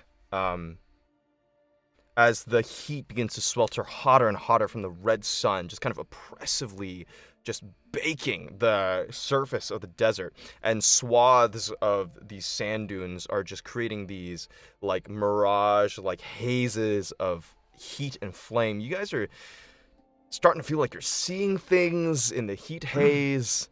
Like some of you even begin to like imagine oases in the background, and upon coming up like closer to it, like it's not there. And the Blood River is starting to get closer, that red river to your right. And as you're looking, there seems to be some sort of tune kind of coming from what seems to be like maybe 100 feet off from the river. Kind of on the same side of the river that you're on, there seems to be like the sound of a violin. Just this cheerful like just kind of playing in the middle of this space, which is confusing you for a while. And as you guys just kind of crest over the side of this dune, you see that there is currently standing there is a skeleton. There's a skeleton with a fiddle playing on the banks of the Blood River. Oh, I know where we are. We're in Georgia. Ah. I look at Emran with just like wide eyes, and I fucking run over to the skeleton man, the Bone Daddy. Okay, don't ever say that again. As you're Bone running Daddy. closer, this person just seems incredibly like just so in the moment and involved in their fiddle, just enjoying having the time of their life. You can hear like on the light like rock and clay that's underneath their feet by the river, there's like they're like tapping out a rhythm with their feet, kind of like a tap dancer while they're playing the fiddle. The bones just kind of clacking against the sides of the rock, like doing this thing. It's quite a funny little jaunty experience. This fellow seems very joyful, and for a moment he doesn't notice you as he's a little bit too involved in playing, but you get pretty close to him, like about 30 feet. Yeah, I'm gonna just sit cross-legged and watch. Okay, sounds good. That's what I'm doing. Takes him about I'm another. staying far away, Uh-huh. kind of fingers crossed that the skeleton just kills Poe, and that problem is like kind of just done with. It kind of just takes care of itself. Got it. This is definitely in the background. Wow. There's a rack focus as there's like Poe in the forefront of the screen. You just see him like sit cross-legged with a joyful look on his face. Rack focus up the dune to Poe just going like, I fucking hope he dies. All right. Poe's in two places at once. Yeah. But as you are sitting there in front of him, it takes him about another 20 seconds or so to finish the song, and he finishes, flourishes with the bow and the violin, and gives a quick look around and sees you. Oh, would you look at that? I've got an audience member. And he gives you a little bow. Well, thank you for your time. I really appreciate the audience that I've had. Haven't had that in a couple centuries. Yeah, that was quite the act. You really play that fiddle. Ah, thank you. I play with it very often. You know, you got a finger to be sure. Yeah. Is he speaking common, Daniel? He is speaking common. Okay. Yeah, that was my sister here, we used to be performers as well, so we Really? have an Some appreciation. discerning folks. Huh, Mhm. that's That kind of was, strange. uh He kind of yeah, points at Emran, goes, "You're not dead. And you're not a demon either." Points at you, but you're dead. yeah, that's a bit of a, families. It's just Interesting. I think I've heard of a few I stories like that. Interesting. I flick him a gold piece to like his like feet, or if he has like a hat out for like busking or something. I just throw it at Thank you. He opens up his jaw and you flick open the piece and he just catches it underneath the thing and you watch as he swallows it, it tumbles out of his mandible and just kind of lands like somewhere in his rib cage. Oh yeah, that always happens. Don't give it too much mind. Where is everybody right now? 'Cause You guys are still on the boat. Standing far back. Yeah, you're still staying far back. Emran and Poe are in front. Where's Fen and Artie? I'm standing back too. You're standing back as well. Artie? As you're seeing this bone skeleton fiddler on the river? Yeah, I said I'm standing back. Okay, sounds good. So it's just Poe and Emran who are kind of like sitting forward talking to this. You can hear them talking, which is pretty interesting. Like the clattering of this guy's mandible and Poe and Emran kind of laughing and talking with a skeleton fellow. Why did they always assume that it's just like some guy? I have no idea. Like, we're fucking in hell, and there's a skeleton, and they want to go play fucking patty cake. Your guess is as good as mine. I mean, this is kind of like what they do. And then and Artie checks down. Yeah, in about like 5 to 10 minutes, we'll probably have to go down there and save them. That's generally how long it takes for them to fuck it up. So we'll see about this time. The skeleton gives a bow, generally. and as he looks over at you, "Well there, my name is Bartlesby William von Rickelstein II of the College of Satyr and Storytellers, the second of my name, the first of my station, favorite bard and player, the Queen of Guestfault, but you can call me Bot." Bot. Sorry, did you just say Guestvault? That's true. Bartlesby William von Rickelstein II of the College of Satyr and Storytellers, the second of my name, the first of my station, favorite bard and player of the Queen of Guestfault, but you can call me Bot. I have a bad. Poe has a bad feeling, and remembering. His Just now. translucent- Just now. I'm not after talking you out already loud. sat down. I'm not talking out loud. You don't hear Wait me. a minute. This is a skeleton in hell. Wait a day. Wait a Playing a minute. fiddle, man. It's harmless. I'm remembering my like translucent skin and bony hand. And he just said guest fault. Hey, Bot. Yeah. How'd you end up here? Oh, me? Oh, that's a long story, if you wanted to hear it. What's the TLDR? Well, let's say I was playing the fiddle with the demon, and I won, and he didn't play fair. And after I died, and he made me the bet, I ended up here, because I made that bet with him. Became a pretty renowned, storyteller, player, all over the world, mostly due to my fiendish talents. And after I kind of went back, ended up here, I was raised by the demon lord. One of them, I don't really have to say their names. Anyways, raised them up. I was supposed to be part of the army. I was supposed to go in and fight, but then they saw that I used the fiddle and I was kind of useless at the fighting, and so he just kind of let me go, and I kind of wandered the wasteland, and now I just kind of play, and I don't have an audience, and yeah, that's well, the moral of the story is that the demons aren't like devils. Devils, when they make you a bet, they'll make sure to honor it, even if they lose. But the demons, they don't play fair. That's the moral of the story. My face is stone. Where's Grost? Huh? Oh, you're talking about another demon lord. Well, that's not the one that made the bet with me, but yeah, he's a pretty fellow, isn't he? I mean, he's a couple layers down, you know. You know what the abyss is, right? Yeah. Yeah, it's this, right? So, I don't know, how do I explain this to your folks who have never been here? It's like an onion, you know? The abyss has got layers. And the lower you go. Sorry, that one doesn't make sense to me. Is it like a parfait? Sure. Let's say that. What's a parfait? It has layers. Great. It's like a parfait. It has layers. And the deeper you go, there's people who own the different layers. So let's say you have, you know, your okay, let's assume it's like a cake, right? You know what a cake is. Yeah. Like a layer cake. Sure, exactly. So let's say the frosting is the first layer. That's the one we're on. We're on the first layer. And if you want to get deeper, you're gonna have someone who owns the first layer of the frosting. Let's say, I don't know, this guy Chuck. He's like, hey, this is my layer. You can't touch my layer. And then the second layer is like a nice spongy kind of vanilla cake. Oh man, I haven't tasted one of those in 500 years. And when you go and have the vanilla cake, that one's owned by Susie, and Susie's like, that's mine, and I own that. And that's kind of like how the abyss works. Each of the different demon lords have a different layer of the cake that they own. And, you know, if they shared, then maybe they could have a more enjoyable experience. But enjoyable experiences is not exactly what the abyss is known for. It's kind of like a very fucked up cake. And what's the bottom layer? Yeah, nobody knows what goes at the bottom. It's just kind of like an infinite cake. It's cake all the way down. Mm-hmm.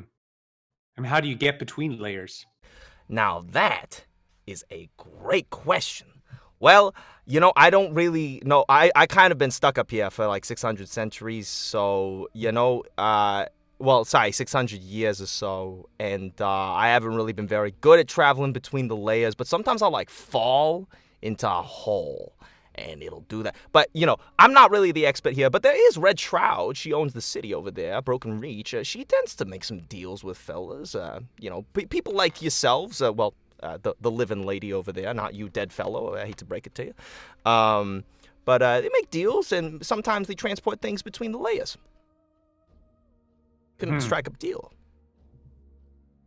What's the fastest way to get there? Probably through her. Yeah, I mean, or you can just kind of take a gamble and jump into the river Styx here, but if you do that, then you might lose your memory. You might die. You'll get there real fast, but maybe not in the way you want.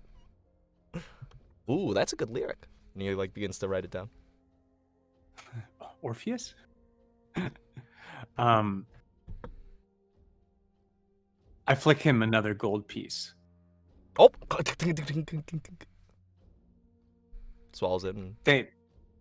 Thanks, bot. I'm sorry. And I walk back to the group. Sure! Whatever. I hope you don't, you know, you should be more careful walking around like that. You look like just easy flesh sacks for eating, you know? You don't even look any demon-like.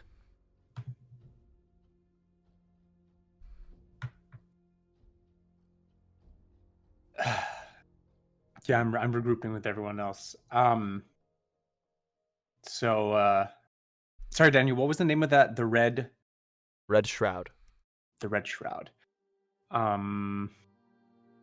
Yeah, there's a lady named Red Shroud in that city.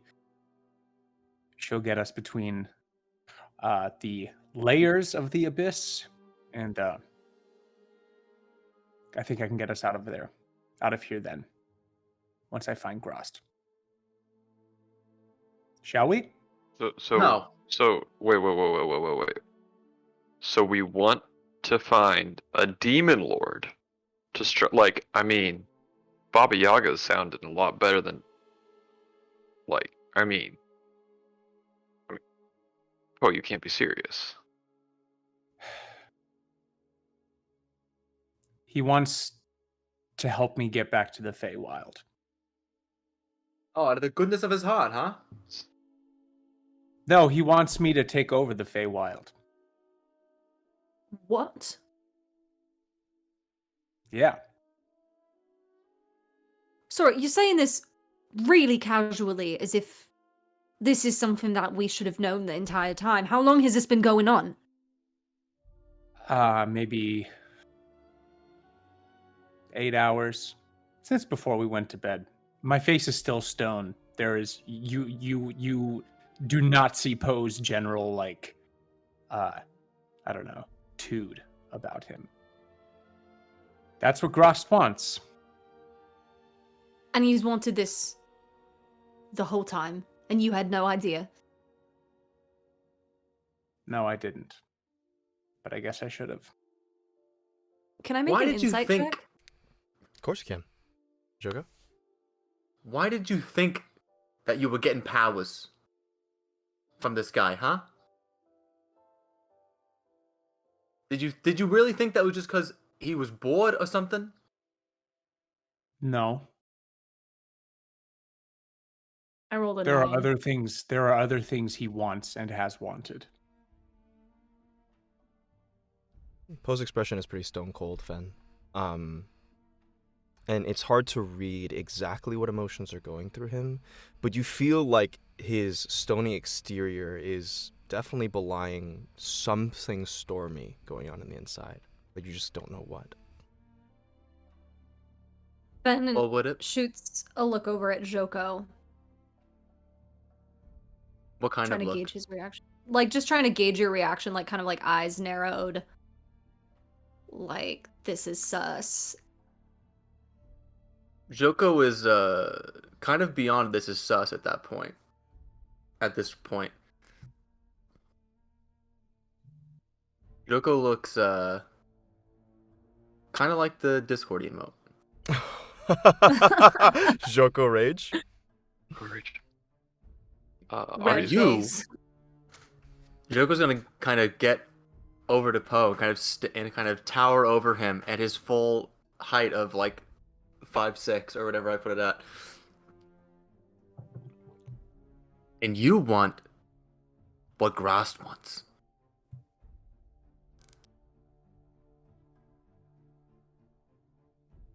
Tell me I'm wrong. Tell me I'm wrong right now. That you don't want that. I can't answer that, Joko. Joe's gonna draw his sword. Then why should I let you travel with me if you want what a demon wants? Shink. The black blade glints with red, fiery light under the red sun.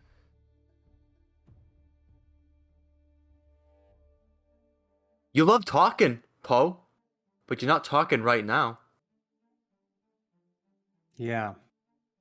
I need convincing. Daniel, can I cast the telepathic bond? And I want to connect myself to Poe. Sure. Poe, do you allow him to connect to your mind?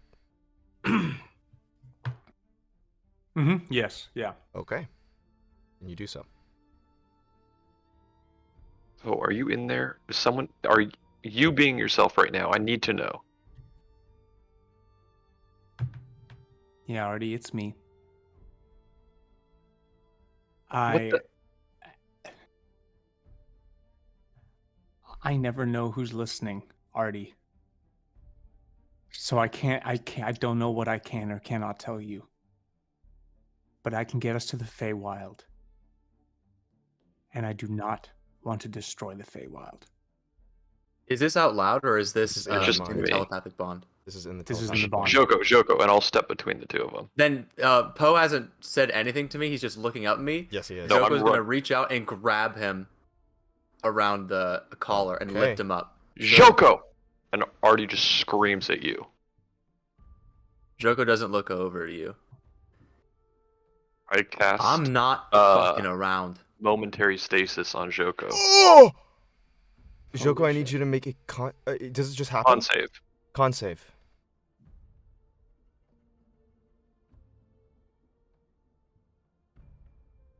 One of you passed. 23. 23. As You're good. Joko begins to fight, as Artie, you release this like mote of time to freeze him in grayscale in place.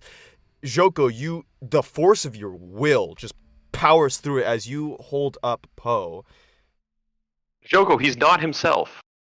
Joko been is taken going. over. Joko has Poe by the lapel in his left hand, and he's going to Help me! spin. He's And going I'm just to gonna turn. run.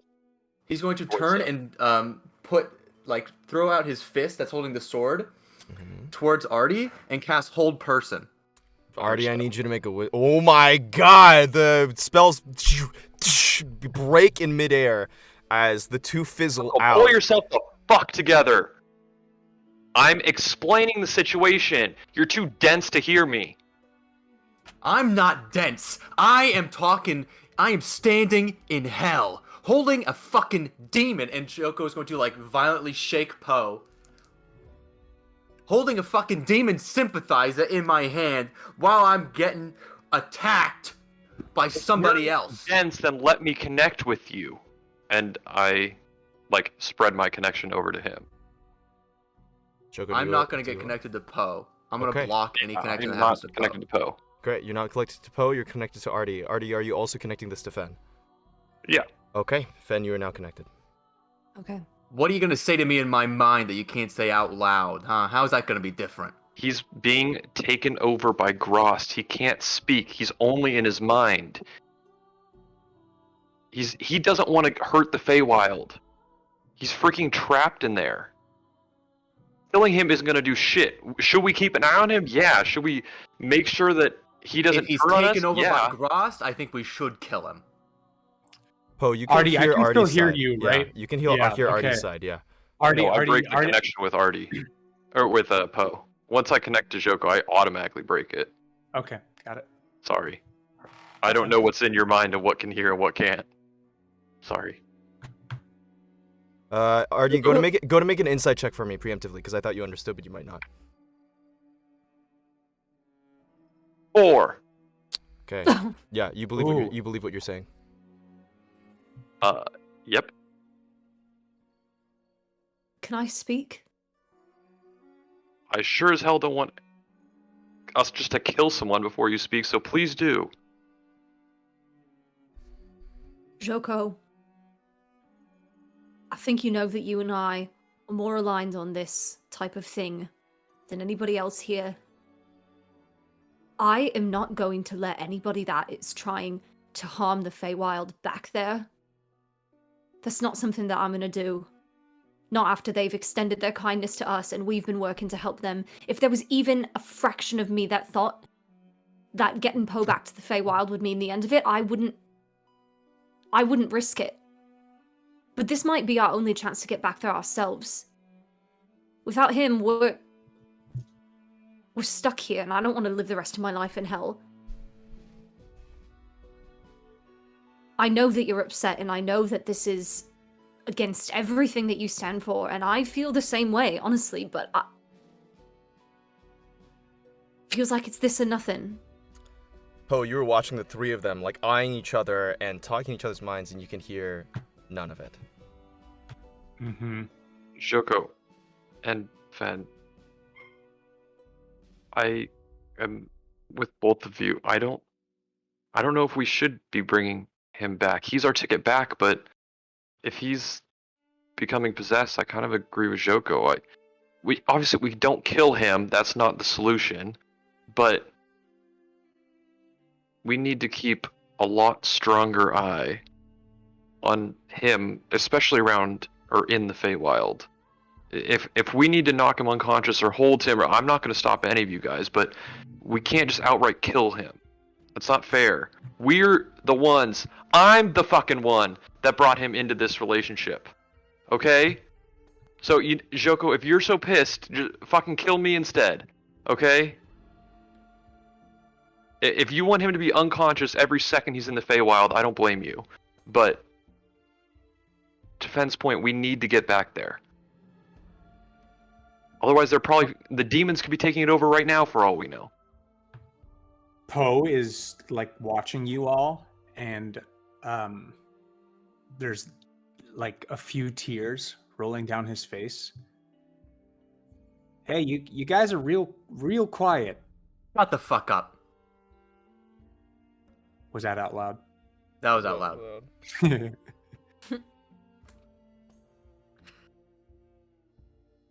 Here's the thing.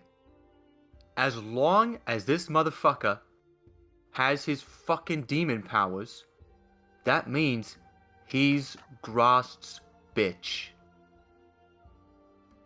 He wants what Grost wants.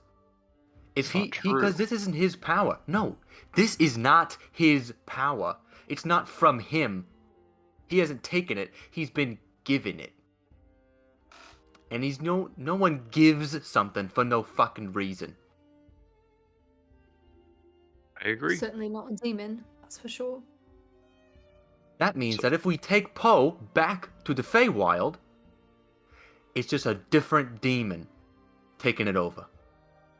Well, You fine, get your pick, Joko, right? What's the one? if- Dewey Blex or whatever? Is that one? Or you can have Grost. Well, if I'd it's in rather your have a mind that chance to help him. Joko, if it's in your mind that the only solution is killing him, kill him when we get back to the Feywild, then. Let's at least get home. I look at Artie and I say out loud,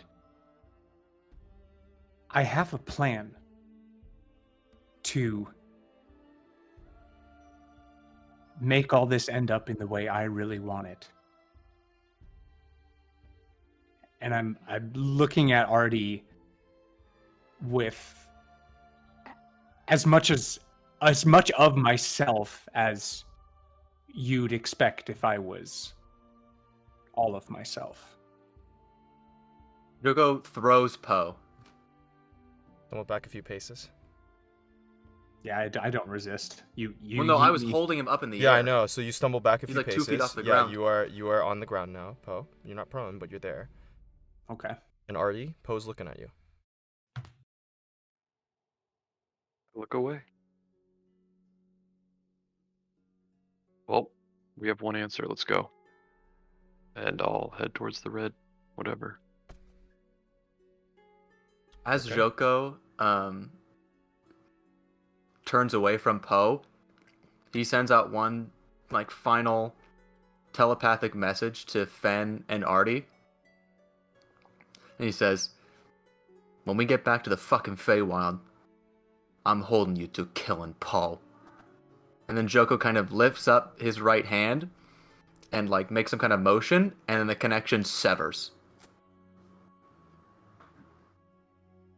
With both Artie and Fen. And does that mean that we are still It connected, is gone. Artie? Yeah. Oh, the the connection spell, to the me. spells. The connection Yeah, to me. The connection to you as the ring on your hand, Joko, flares out for just the briefest moment.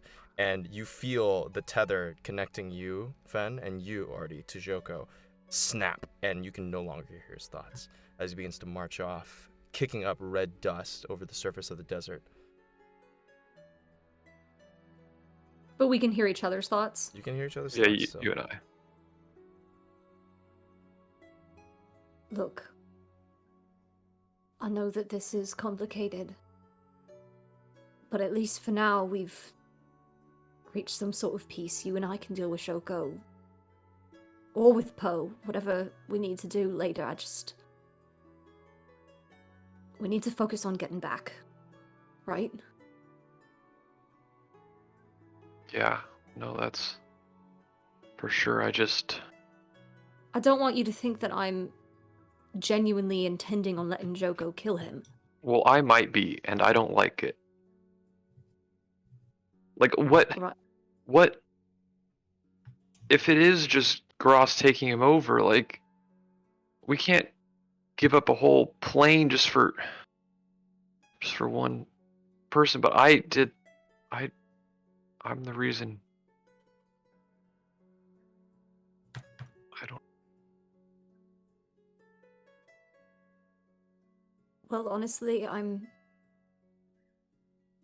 feeling the same way. I said that because I didn't want you to be mad at me, but I think we're more aligned than I thought at first. But all of this is just distraction for now. We need to focus on staying alive and getting home. So let's go. I know he's our friend. But emotion, it's just gonna cloud our senses, alright? It's smart if we can just put it away for now. Yeah. And Fen starts walking. Alright. You all start walking. Several pieces away from each other. Poe in the back. And Poe, you didn't realize it the whole time, but the bow was getting warm on your back. Hmm. You guys traverse through the wastes. Is there something you wanted to do, Poe? Or wanted to say? No. Okay, I was just. Yes. you Got got it. Thank you. You guys stroll through the wastes. And as you guys begin walking, leaving behind that strange fiddling skeleton, the river Styx, as well as a number of emotions about Poe's possible state, whether he's compromised or he's not. Being marching further, they keep getting longer, and you're beginning to see some silhouette of the town. There is a bit of like these like canyons that are kind of surrounding the outside of that town, but you are starting to see like what seems to be this slightly broken ruins of what looks to be an iron town, but there are lights on and people, it's off on the horizon. It's still quite a distance away, but you could start to see this kind of portion of it. You just need to descend into this canyon and then begin walking forward. As you do so,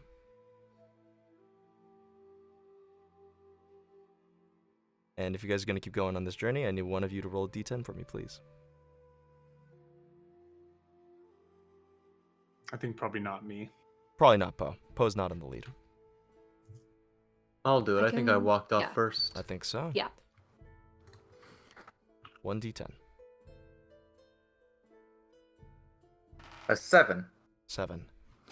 All right. As you guys are all walking, Joko with firm determination just on his face. Artie, somewhat in the back, also tears streaming down your face. Poe, the tears drying on yours. And Fen, however you're dealing with it. You all march somberly forward. The canyons, just the various regions. And as you guys walk forward, you hear a sudden boom, like thudding impact, and you hear this like wail and something like you see like in the distance just over one of the mesas something fly up like a small object like in a small arc and then disappear again.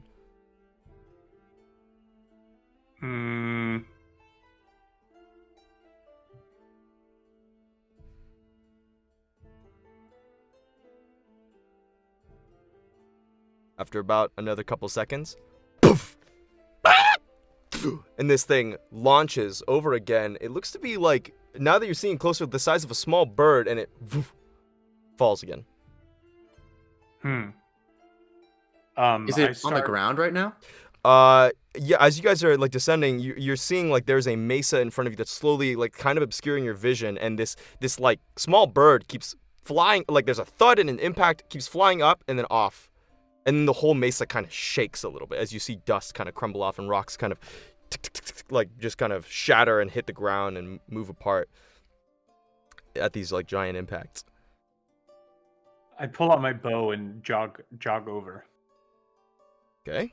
Or I start jogging in the direction. All right. Do you want to stealth or do you want to just do this just kind of jogging in the direction? Just kind of jogging. Okay. All right. Fair enough. Every couple seconds, boof, you hear this thud. Then sometimes the mesa doesn't shake. And you're starting to hear this like low grunt and growl, as well as this high like kind of like of a smaller thing, and the low grunt growl. Thud.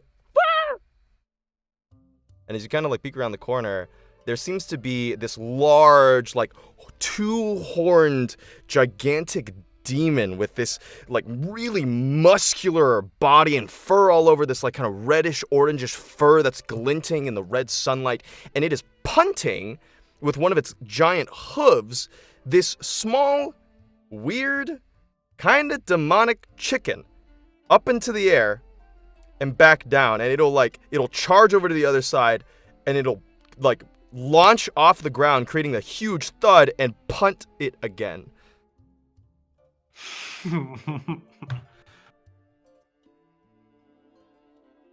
If I'm getting there first, I'm gonna put my hand up like a stop, like close it in a fist, and Got it. not saying anything, but just waiting for everyone to catch up. Okay. When I see that, I stop where I am. Mm-hmm. All right. Yeah, me too. Okay, sounds good. You guys can all hear this boom, thud, and the thing, and as you guys are kind of looking over now, Poe's shoulder, you can see this thing, this furred, gigantic monstrosity with 2 horns, these gigantic, like, bronze bracelets on its side, currently jumping up into the air, kicking this abyssal chicken, and it just kind of, like, flies up into the air again and back down. It is very dead. It seems like the noises that are making are just, like, gas expelling through its windpipe, not even its screaming. Oh no! Oh fuck. Boom! What are you guys doing? Can we go Joko is around? going to turn like 90 degrees and just walk and like just keep moving away from this thing, trying to get around it. Okay, go ahead and make a stealth check for me, please. As you guys are fairly close now to be able to be within somewhat of a sight line of it. I'm gonna do the same thing. I'm gonna follow Joko. Okay, sounds Yeah. good. 7. 7. Well, when Poe put his hand up, he was jogging ahead of us, right? He was jogging ahead, yeah. So Poe's in front. So that's where I said I stopped when he put his hand up. Totally. It's an 18 for me. 18 for Poe. 15. 15 from Artie. And Fen. I'm rolling, sorry. No worries. 21. Okay. As you guys begin stepping back, Joko, as you're kind of walking, one of the rocks dislodges under your foot and falls down into that like a small little like area, and you watch as the big hulking beast, as you guys all begin moving, kind of like looks up and starts gazing over in the direction that you guys just were. You guys now around the corner. It hasn't spotted you, but you can hear it start to sniff now.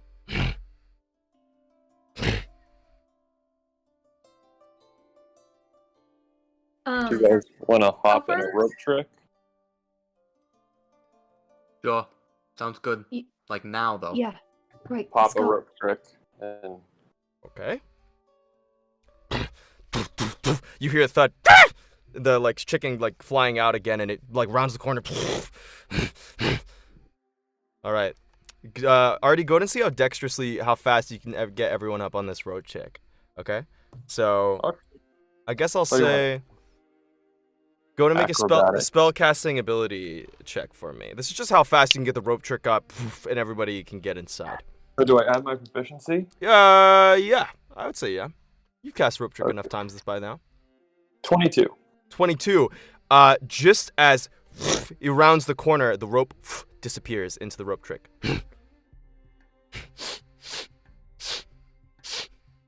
You guys can't hear out of the rope trick, right? Or see?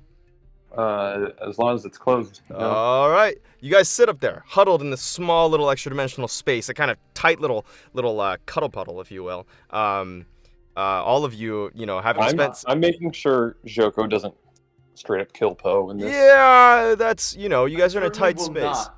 Sure. All right. As you guys are in that tight little space together, which is, a little uncomfortable given the fight that everyone just had recently. You all, after, how long does rope trick last? How long do you want to keep it up for, Artie? How long do you want to keep it up for? I'm looking, however long it lasts, I'll do it and just hope it went away. But Okay. where's rope trick? 1 hour. Yeah. that'll 1 be great. hour. Yeah. I'd love to see us all sitting in there first. So you guys are all I'll just say sweating after, in an like, hour? After like 10 minutes, Okay. I mean, I will hold it for an hour, but people are welcome to be like, get me the fuck out of here. So that's what I'll say. Artie is content holding it for an hour. Just like yeah, I think meditating. after like 10 minutes, I'm like, hey, we can probably. I think it's probably all right. We'll check then. I'll put the opening right in front of Poe. All right, as open it up a little bit. it slides and you have a little bit of length of rope in front of you, Poe. I'm gonna stealthily jump out into like a roll You're on the gonna ground. and jump try to, like, out. Hell yeah. Yeah, stealthily. Stealth check, please. Because you're jumping out of a 20-foot rope trick. It's a 19. Okay. You see this. As you see this gigantic horned creature still punting the chicken up against this rock. Almost playing soccer with the thing. But it doesn't seem to have noticed you. And it seems to have lost interest. Where on this map was the direction we were headed? You guys were headed. Down here and would be over here. Got it. So we're trying to head to the left, still past it. Yes, Okay. yes. Okay. Face I'm away gonna from I'm going. Well, okay. The rope is no longer down, so it's 20 feet above me. Maybe jumping. No, out you was- did you bring the rope out while you jumped? Yes, I did. Okay, I'll allow it. I clamber back up the rope Uh-huh. and I just poke my head in and I say, "It's still here, but hasn't noticed us. If we're all super quiet," I look at Joko, "we can probably get past it." And I descend back down. Daniel, Mm-hmm. looking at this map that's laid out, are the little like pockets of shadow? Is that canon? Everything here is in dim light. basically. Is that canon? Yes, there's a bunch of cannons, loaded cannonballs. No, there are no. This is all in dim light. The sun isn't bright enough to make full light. It is dull but very hot. Great. Okay. Yeah, obsessed this with area that of the concept. map is fan fiction. Yeah, that area is fan I fiction, put not that in canon. That one's actually an OVA side episode that the producers had Okay, to go, great, "Hey, great. we're still working on the script." This is a spin-off. Yeah, correct. Perfect. Okay, I'm going to say to everybody, all right, I think I can create a distraction if you guys want to sneak past and I can meet up with you. Yeah, I mean, Yes. sounds good. Sounds Okay. good. And you watch as Fen just sort of like a little bit of the dim shadowy light pools around their feet and they just vroom, straight into the ground and Okay. reappear over here, kind of behind this rock. Okay, hasn't noticed you. And then I am going to cast We're crawling out of the Rope trick. rope trick Yeah, as well. yeah. You're You're crawling I'm gonna and just cast minor. climbing down, so you don't have to make a stealth check. It's totally fine. Well, as you're climbing I'm down, gonna it's fine. cast. Oops, sorry. No, you're good. Minor illusion. Yeah, minor illusion, like 30 feet on the other side of this like large rock cropping. As you like peek over. Okay, what's the minor illusion of? It's gonna be a sound of somebody like hurt noises, like ugh. Okay, sounds that. good. As the noises come out, this thing chuffs again. It kind of steps on the chicken that it was using and begins marching over in that direction. Great. gonna start And moving. then I'm gonna start 30 moving too. feet, like over in here. Where's the little ping? Yeah. In like this direction. You got it. The sound again, but a little bit louder. Okay.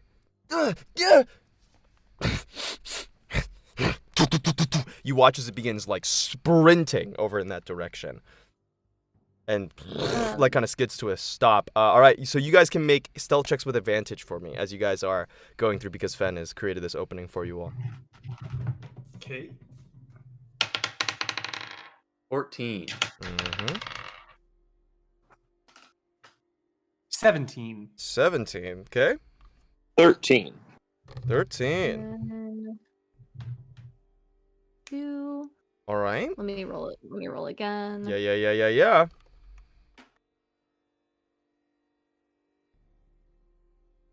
Okay, 19. 19. For me.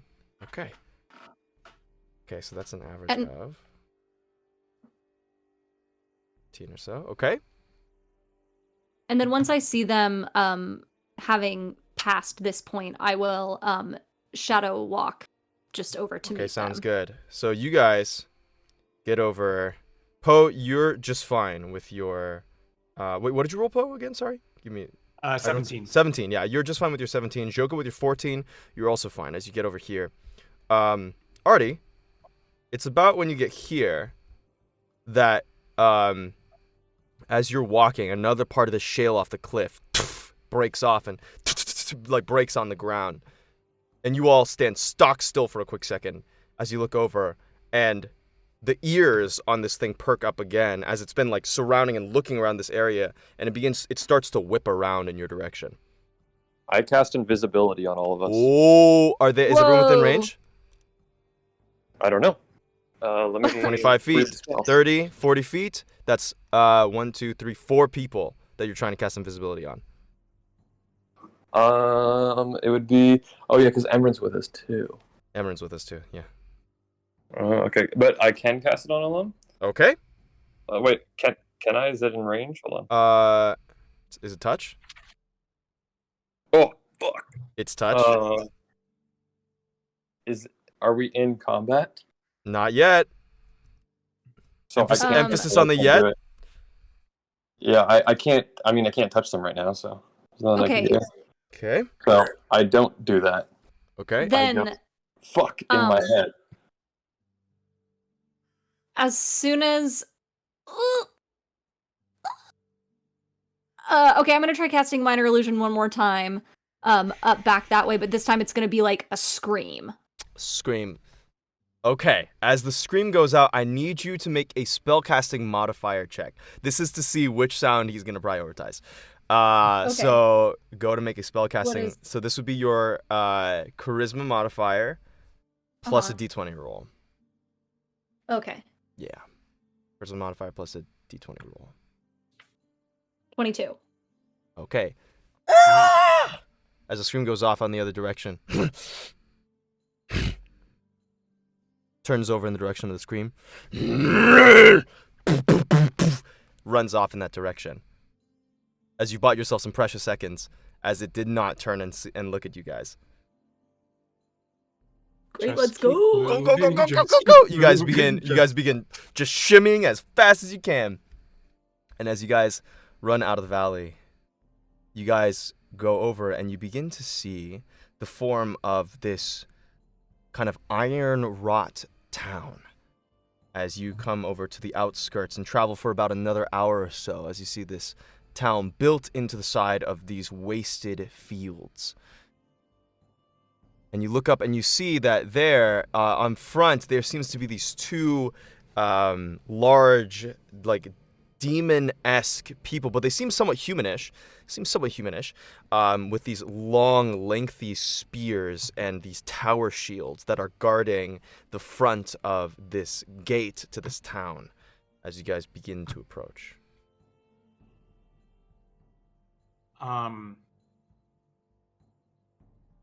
I turn to the three of you and I say, hey, maybe it's wise if you all bundle up a little bit and let the undead do the talking, huh?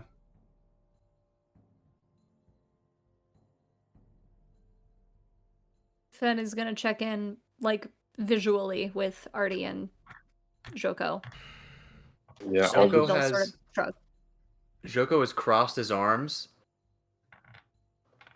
and just kind of his naturally He looks even more like pissed off than he just normally looks. Gotcha. There is a vein bulging in his right temple that's just currently, you can see the blood just pumping to his brain. Just Jesus. pumping. I mean, Joko has a serious case of RBF, but it's just like intensified. Oh, yeah. You feel like he's watching your every move, Poe. Like you feel his gaze on you. And it's, you've dealt with the ire and the suspicion from your friends for a while now, but this is a whole new level. Yeah. I think I feel that too, and I think Poe is very much in like task mode. So I clock it, I nod, and then I set towards the gate. But Joko does like put up a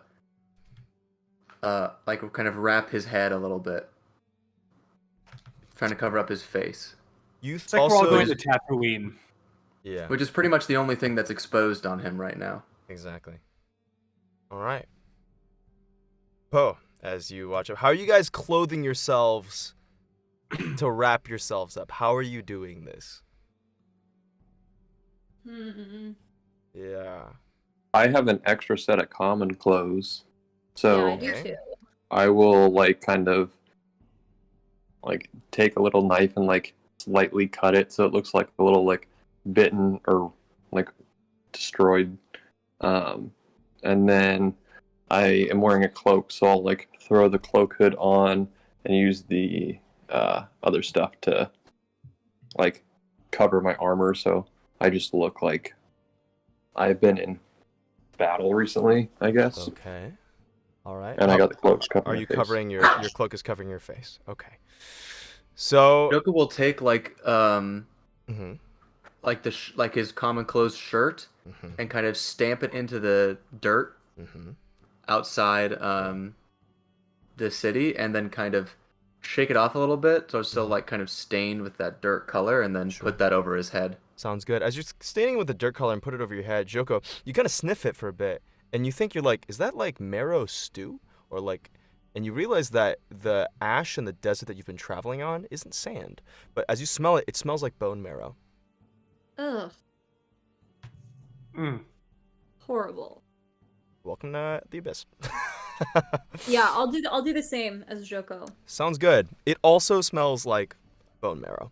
All right, so I'm gonna need if you guys can either do this separately or if one person wants to help out with this, you're basically gonna be doing like a disguise kit check, except none of you have a disguise kit, and this would be a dexterity based check for you guys to like put this on, make sure that they're covering the right places. It's not exactly charisma based, so it's not a deception thing. It's more of a like arranging your clothes in such a manner to obscure your more humanoid, not dead, not fiendish features. Yeah, but like we have to use our intelligence for it, so like I can also use intelligence. I will let you help by using your intelligence. Cool. I feel like Kyle, I feel like it's more about like how strong you are, like how it's how true. It's much like, you can. I think it's how a much dirt you combination can of pick like up and put on your stuff. exactly like how much can you lift? Mm-hmm. How muscular do you look And like? a ancient red dragon comes out of the sky and kills you all. Okay. So I mean, I would who wa- honestly say who a few wants things. to- I wouldn't. who wants Except to for give it Poe. a shot? I've told I you. don't know what we're rolling. This would be a dexterity check. This would Let's be a all roll a dexterity check. dexterity and average. Okay, 'cause so- I think we're all feeling like This would be not a separate check for each of you then. If you all want to roll dexterity checks, then this would be basically like however well you do on your get up is how well you do on your get up. Make sense? just flat dex. Just dex. Nobody has a disguise kit, I don't think, or proficiency in them. I don't think. No. No. So no proficiency. And this is a saving throw, right? Not So I quite. get to add- But when you get discovered, It's it just a might be a check. saving throw. Add advantage, you said, because of the dirt and stuff I put on. It's the dirt and stuff. Can I also, before we go in there, cast guidance on Poe? Yes, you can cast guidance on Poe. Yeah, I don't know about the advantage, buddy. You'd have to give me a little bit more than just the dust for advantage. Well, it's not. Well, technically, But there's a Daniel, lot it's If you like, dust. if It's you actually, if you it actually paper smells like bone mache, marrow and ash. if you paper mache a yeah, just because you're covered in dirt doesn't mean you're like a demon all of a sudden. Well, it's technically Um, not dirt. You know, it is. It does smell like yeah, bone just because marrow you're and covered ash. in bone marrow and ash doesn't mean you're a demon. You know, you're Bone marrow also does not a demon make. you're also a Andrew. pale human. You know, with ruddy features and no horns. You know, if you'd made like paper mache horns or something, But there are a lot of gnome. you know, I need you guys to seem to be roll- getting really far by arguing this point.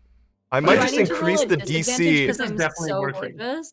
All right, I'm just gonna increase the DC by 2 now. So, all right, so No. everyone can make We're the all dexterity failing check for me, anyways. please.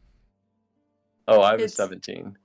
17, It's a ripe 11 for me. 11 for Joko, 11 for Artie. Artie, not too bad. No. Actually, kind of passable. As Junkie kind of inhabits one of the corners, making it look like you kind of have this like one lopsided horn on one side. It's not too Hell terrible. yeah. And there is a veil over your face, so it looks pretty good. Joko, however, being a farmer and a vigilante vengeance paladin, hasn't always been great at costuming. So, you know, he isn't exactly the costume designer you expect him to be. His face is covered, but he looks like a person who just covered his face. Fen is around the same kind of level. Daniel, do I see their bad disguises? You're currently approaching the gate, but I Okay. mean, if you want If I don't, that's fine. That's fine. go to make a gosh, I don't know, flip a coin, I guess. Roll a d20 and call odd or evens. Okay. Odd. Odd. It is odd. Hey, It is all right, five. you turn back and you do see your friends. Um, And Artie we looks look good. Great. Shoko and Fen, you know, it looks like when like a kid puts on like their mom's lipstick. It's interesting. Nice. Yeah, I laugh a little bit to myself, and I walk. No up one to can see Fen. my face. That's what I care about. I walk up to Fen and I pull out the bottle of demon blood that I have, the vial, Oh, and I pour half of it on Fen, okay. and The then I black walk. ichor? Wait, what? No, not the black ichor. It was demon blood from like way before we encountered the corruption from a very Oh. long time ago. Okay, I was like, Just I like- don't let that happen. And then I walk to Joko and I As Poe turns toward Joko, Fucking A. Joko does the thing where he has his thumb on his sword and he kind of pops it out of the scabbard a little bit. Chink. I hand him the vial, the half full vial. He doesn't. As he steps forward, as he keeps coming, Joko's just gonna put his hand on the It's full of the grass, sword grip. and it is drawn slightly out of the sheath. You don't Like take it was the vial. popped out demon blood from before, me. and as you take another step, he puts his hand on the grip. I nod, and I recork the vial, put it in my pocket, and walk back to the gate. Fen, you're good now. Fen, you can roll it again with advantage. All The dexterity right. check. Do it again. Let's go. Let's go. This is basically the Walking Dead equivalent of like putting You're the blood on your absolutely correct. Oh, Yeah. body. Oh my god! It's a 14. It's a 14, right? No, it's a 10 total?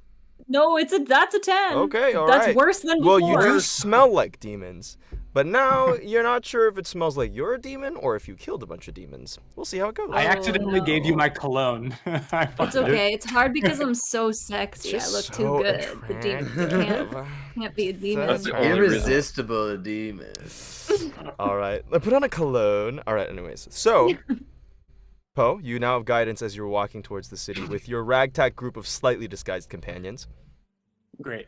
Yeah, I'm walking a little bit ahead of them, and you said there were guards at the gate. Yeah. There are 2 of them. They seem to be these like sort of humanish, but they have these like pretty noticeable like hooved feet and these tower shields, hairy kind of like those kind of almost like goat legs that go up to about the mid thigh, and then a big spear and a tower shield, along with like, you know, a demonic helm and plate on their persons. I walk up to them, and then I say out loud in Abyssal, Okay. "Hell and well met." They both look at each other Roll initiative. and look at you. They're like, hello, I guess. I'm on a. What is your mission business with the city? here? I'm on a mission for Grost, and I'm here to see the Red Shroud. Go to make a persuasion check for me. Add a D4. And add a D4. Correct. Jogo still has his hand gripping his sword sheath. Okay. 16. Not like 16? ready to pull it out, but like kind of They just look at holding you. onto it.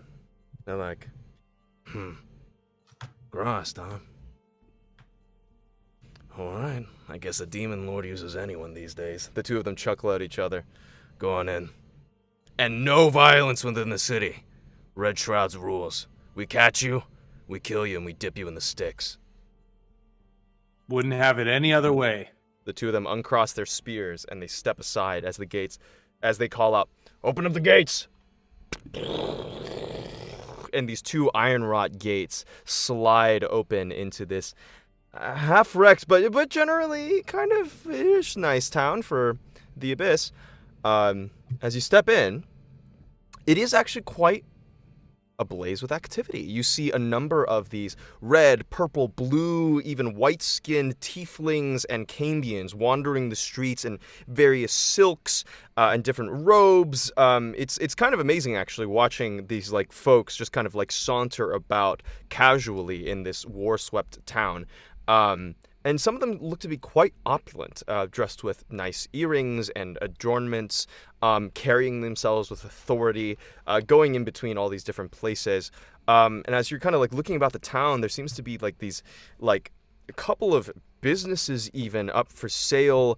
You see one pretty provocatively is like this like succubus that's been drawn in an S shape as a sign, and then outside is a couple of very, very naked demons who seem to be like welcoming in any stranger who wants to partake of that kind of a thing. On top of that, you also see that there looks to be a spa, as from one side of the Blood River that you guys have been following actually goes in to the city, and you see that there's a small house that seems to be like a bathhouse with that water in there. And then also that like river continues on this like whole kind of corridor of markets and shops and small homes and luxury areas leads up to these steps, these red like kind of stone steps that go up to this larger palazzo. And there, the river cuts straight through the palace, kind of creating this like mercantile river that stretches in. And you can even see a couple of ferrymen on these long boats just currently taking their paddles and taking in wares or people across the river of blood into the palace. Wow. Daniel, this shit's cool. Thanks, man. Yeah. I think normally this would be super interesting, but my blood is just like tense as all fuck. So I'm just like trying to navigate through. You said there's a palace, sort of? There is. It's quite a far ways away. It's, at the end of the street. But you guys could just walk through the street and start getting towards the palace if you wanted to. You guys are on the left side of the River of Blood, which kind of cuts straight through the middle of the town, creating this like almost like a Venetian-esque kind of an aesthetic or a feel, if it weren't for the fact that the Blood River had spirits running through it and also smelled of blood. Damn. I'm assuming that we're a little good since we're inside now, so I'm gonna come up to you all. You could try and make a perception check to see if anyone has noticed you all or taken an eye. It's up to you. Yeah. Those of you guys who wanted to, any of you could. And I think...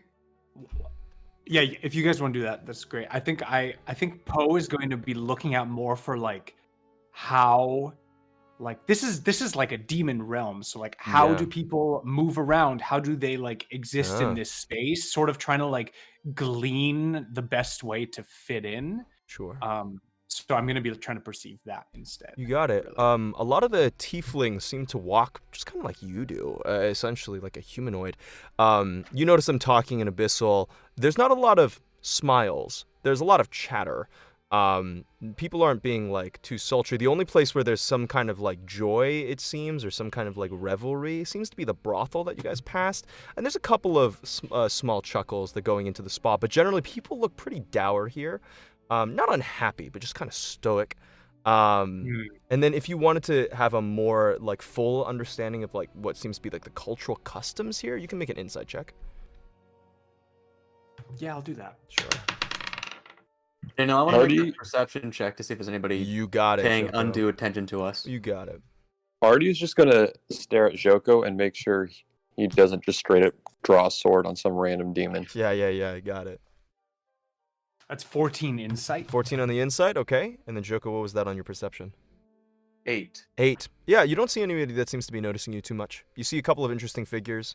Like there's someone who comes out of the spa in complete, like just like a bathrobe only, and appears to be currently like stripping himself. A slightly rotund demon who's like starting to work his way over to the brothel. Seems like public nudity isn't so much of a offense here. Seems encouraged. On top of that, Poe, as you're going about and you're kind of checking in, the way that these like demonic folk or demons greet each other is they do a half bow, but they keep the left side of their eye facing their person, kind of constantly like gauging the other person. It's a half bow that's cocked to the right, the left eye always watching the other person. That is a common customary greeting that you're kind of glancing about and seeing. Great. On top of that, you guys can make a quick little like perception check for me if you wanted to see the general vicinity, anything of note if you wanted. Joko's just sticking to looking at the demons. You got it. To see if there's any like aggression coming out from them. Sounds good. Towards us. You got it. Doesn't seem The to be. 17. You're not noticing it with yours. Okay, Fen 17. Artie, did you want to check it out? Yeah, I got a dirty 20. Dirty 20. As you guys are looking out, besides the pleasure house, the spa, there seems to be like a barracks. There's a particularly warlike building with a bunch of iron-fronted gates and a number of weapons outside with a training ground that seems to be just inside the gate where a couple people are fighting. And you notice, interestingly, there are a couple of humanoids there. Not just demonic humanoids, but regular humanoids. A couple of elves, one orc, a Goliath. Who are like fighting in there. There's also a bunch of like different demonoid types in there as well. But there's a couple of mercenaries, humanoid, who found their way here, which is interesting to note. On top of that, Artie, as you're looking around, you see above on this like that seems to be a like half broken down sign, has a book on the front written in abyssal script that you can't quite read. But there is a book sign in front of this one shop. Guys, that might be our ticket to knowledge. Maybe we can find a way out without having to deal with our friend. And Artie just like looks around, make sure no one's listening. Right, well, you think you're just gonna walk into a shop and buy a book and it's gonna be fine? Do we even Joko's know gonna if they bend use down. money here? Joko's gonna bend down to Artie and kind of shoot a look at Fen and say, I feel like common is not the move here. And then kind of make a zipping the lips motion and then standing back up. Then, well then, yeah, okay, yeah, Fen shuts up. Poe, if you can get me in there, I can read any book that we can get. And just I'll wait till we get in there. Wait, hold on one sec. Let me check my spell book real quick for durations. Yeah. Okay, yeah, I'll just go ahead and like I don't want to be doing this out in public casting a spell, but like find a shadier corner and I'll just cast comprehension. There's a bunch of comprehend alleyways. language. There's a bunch of alleyways. You're able to go in there, cast a spell. You're totally fine. Perfect. So I'll cast comprehend languages on myself. Gotcha. And that way I can understand that, and I'll just be like, yeah, Poe, if you can get me in there, I can read whatever I need to, and You got it. hopefully get out. You just need to be my voice. You look up the bookstore and you can now read the abyssal script, and it says the Discount Demonomicon Hell yeah. is the name of the bookstore. Perfect. Yeah. I got you, Artie. And I say that in Abyssal. And Do we want just Go ahead. Do we want just us two going in there, or do you guys all want to come? I don't know what the best move is. I can act like, I don't know, I can't speak or something. Might be smart to get you all off the streets one way or another. That's true too. Ben will send a message to Joko and say, might be best if you and I just slip into an alley and lay low. Joko looks at you and then nods and then just starts heading toward one of the alleys. You got it. Or maybe we stay in the alley where Artie cast his spell. Sounds good. Sure. You got it. You can see at the edge there is a what seems to be in the middle of this, or at the end of this alleyway. It's between what seems to be a chicken coop, where there's a bunch of those abyssal chickens that you saw currently cawing at each other and breathing a little bit of flame, and just kind of like going around chipping at each other. Where like it doesn't seem like a place where people would notice you very much. There's just enough activity and noise in there to kind of hide you all. Great. All right. Poe and Artie, you guys want to go into the bookstore? Yeah. Sounds To the good. discount Demonomicon. The discount Demonomicon. As you guys go inside, it's very musty, like so musty. Like think like ancient library, and then multiply that smell and that thought by like at least 10.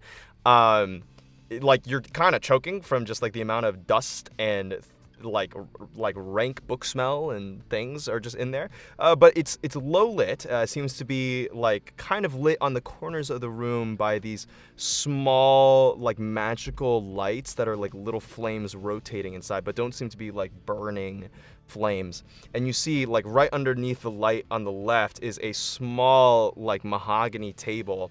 Where like carved with like the sigil of this gigantic horned demon face like down below, and on top of it is this very, very small little demon fella with a handlebar mustache and a monocle over one eye, currently perusing over a tome of a book that is like maybe 2 times his size.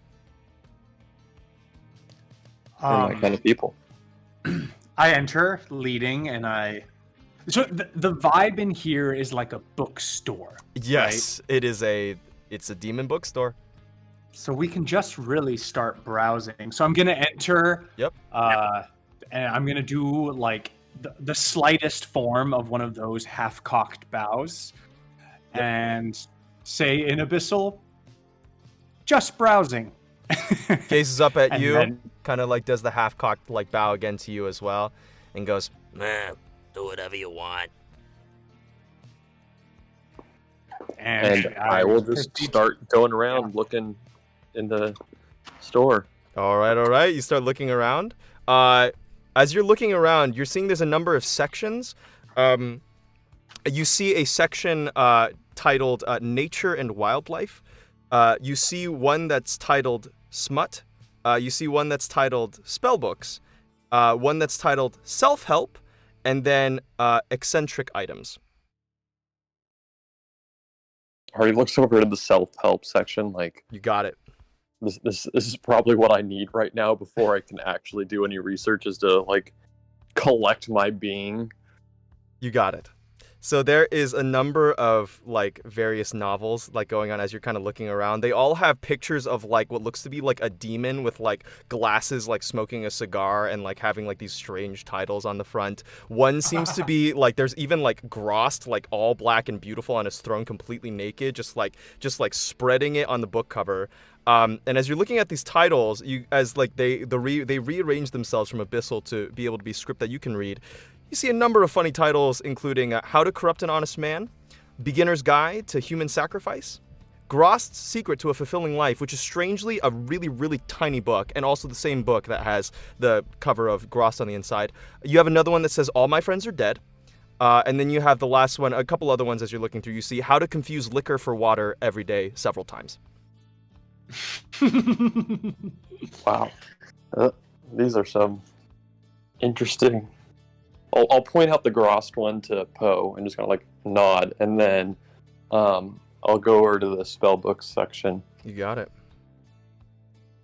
Yeah, I was already mid-grasp towards that Grost. Great. You pick up the book with the very lurid drawing of Grost on the front, and it's like it seems to be like the book's thickness is the cover, and as you look inside, there's maybe like one page in the book. Mm-hmm. Can I? What is that? Absolutely. You flip open the cover. You see like this beautiful spread on the left side of Grost, just like in a pinup cover pose. And as you look over to the right side, there is just one sentence on the cover of Grost's Secret to a Fulfilling Life, and it just says, "Have sex, period, all the time, period." Damn. Now this is role playing, y'all. This is role playing. Cool. I like close it. You see Poe like think for a second, and then he thinks for another second, and then he puts it back. All right, you put it back on the shelf. As you go over to the spellbooks location, Artie, what kind of spells are you looking for? There's a number of very, very basic spells, including like Vicious Mockery and a couple of necromantic ones. What are you looking for? I'm gonna look towards like, since I'm in a demon bookstore, like how to invade the material realm, like those types of things. Sounds good. How to take over the Feywild. Like I'm assuming something like that because they have to have ways Planar to... invasion for dummies. Sounds good. Yeah, sounds good. basically. As you do find planar invasion for dummies, and as you look at it, it says speak with your manager, i.e., your demon lord, and they will usually lead the way. There's a bunch of like other tips like that. As you're kind of like looking for more books of that ilk, as you're kind of getting the gauge on this store, it seems to be a leisure bookstore, and there doesn't seem to be as much on particularly good, really wraparound fiction. There is a fiction like of a couple of like different kinds which are interesting. Not exactly a research library. That wouldn't be this kind of thing. This seems more like a bookstore. Okay. You do see, however, there is a section under nature and wildlife that says Humanomicon.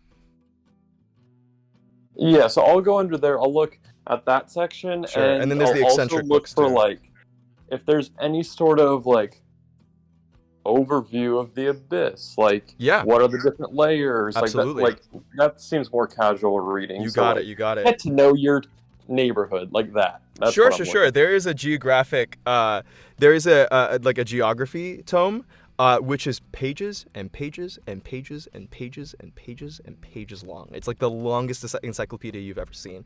But it looks to be an atlas of sorts of the demonic realms of the abyss. That looks perfect. You also Is find there a couple price tag other. on it? There is. As you're kind of looking down. Is it in gold pieces or platinum? It is in gold pieces. Oh hell yeah! Yeah, you imagine that they get some visitors from the material plane. You imagine. There's also under the nature and wildlife section is the section under humans, and as you're kind of perusing, you see a couple of titles that kind of stick out to your eyes. It says there's one that's of Dyson Men, there's of No Country for Demons, East of Abyss, and then there's another one that says So Your Son is a Demon Lord. And you just kind of like walk past those as you're taking your geography tome. And that kind of leaves the eccentric items section, that being the only place that you guys haven't gone yet. Sure, I'll walk over there. I mean, this is the first time I've been in a bookstore in like a heck of a long time, so I'll just spend the last little bit. There's like a vial with like a floating eye that kind of looks around and locks eyes with you and keeps following you around. There's like these like an eccentric couple of like fortune-telling bones that look to be made from like demon bones. There's a number of different like bookmarks and various items for keepsakes. There is one though that is like this small manual in the back. It's kind of like shoved in between a number of other things so it's kind of gotten lost in the folds. But as you look at it, there is a faint magical essence from it. You've become attuned to magic at this point, so you kind of feel this more than faint magical essence from this book, and its title is Manual of Quickness of Action. I like it. Have I already touched it if I read the title? Yeah, you've touched it. Okay, then yeah, I'll just grab that, throw it on top. You got it. That one's price tag is pretty hefty. That one's 1,000 gold. Yeah, I am fine. I'm flushed right now because of our last screens. So, yeah, so I will bring both of them, and I'll kind of like nod to Poe and hand both of them to him. And then Gotcha. Poe, you almost buckle under the weight of the encyclopedia. It's huge. thick. All right. I hold it. So what's the total? Did you find what you were looking for? Yeah. All Yeah, I right. think we got everything. We'll grab all of these right here, and I just like spread them on the counter. He looks at the monocle and like looks over at the encyclopedia and looks back up at you two. So some light reading, huh? All right, good luck. Most demons here can't even fucking read. And he kind of charges you up. It's 1,000 gold for the tome. Oh, sorry, for the manual of quickness of action, and 30 gold for the encyclopedia. Sounds good. I'll put him on the counter. You got it. Sounds good. And with the exchange done, he gives it back to you. Hey, buddy. Yeah. The Red Shroud. Where are they at these days? Raises an eyebrow at you. The Red Shroud. I would like to walk out of the door. The Red Shroud's at the Palazzo, as always. You're not thinking of bringing trouble into my shop, are you? No. We're leaving anyways. I mean, Ding ding! I'm out the door. Oh, ding ding ding ding ding ding! You my scribe is we gotta go. We gotta read. We got a lot of reading to do. Bye. See ya. You And exit I out. ding ding ding ding, and I bounce. Sounds good. And as you're looking up at the palazzo, that palace-like structure that's up at the end of town, you notice that probably is the region that you're thinking of going. And with that, Great. as you guys have all made your way into the city of Broken Reach in the middle of the abyss, somewhat of a safe haven in the midst of these wild, horrible wastelands, that's where we're gonna go ahead and pick up our game next time. Yeah. Yeah. All right. Human world. Cool. Some fun stuff. Oh man, it got dramatic there for a second, but it was pretty fun. Yeah, I hope you guys enjoyed yourselves. Thanks so much for being here. And before we go ahead and leave out, I don't think we have anything to call out, no new followers or anything. But we just love you guys. Thank you so much for being here and continue to watch and enjoying the show. Yeah, that's it. This is gonna be Stop, Drop, and Roll. Signing off. Bye-bye. Bye. Audio. Bye.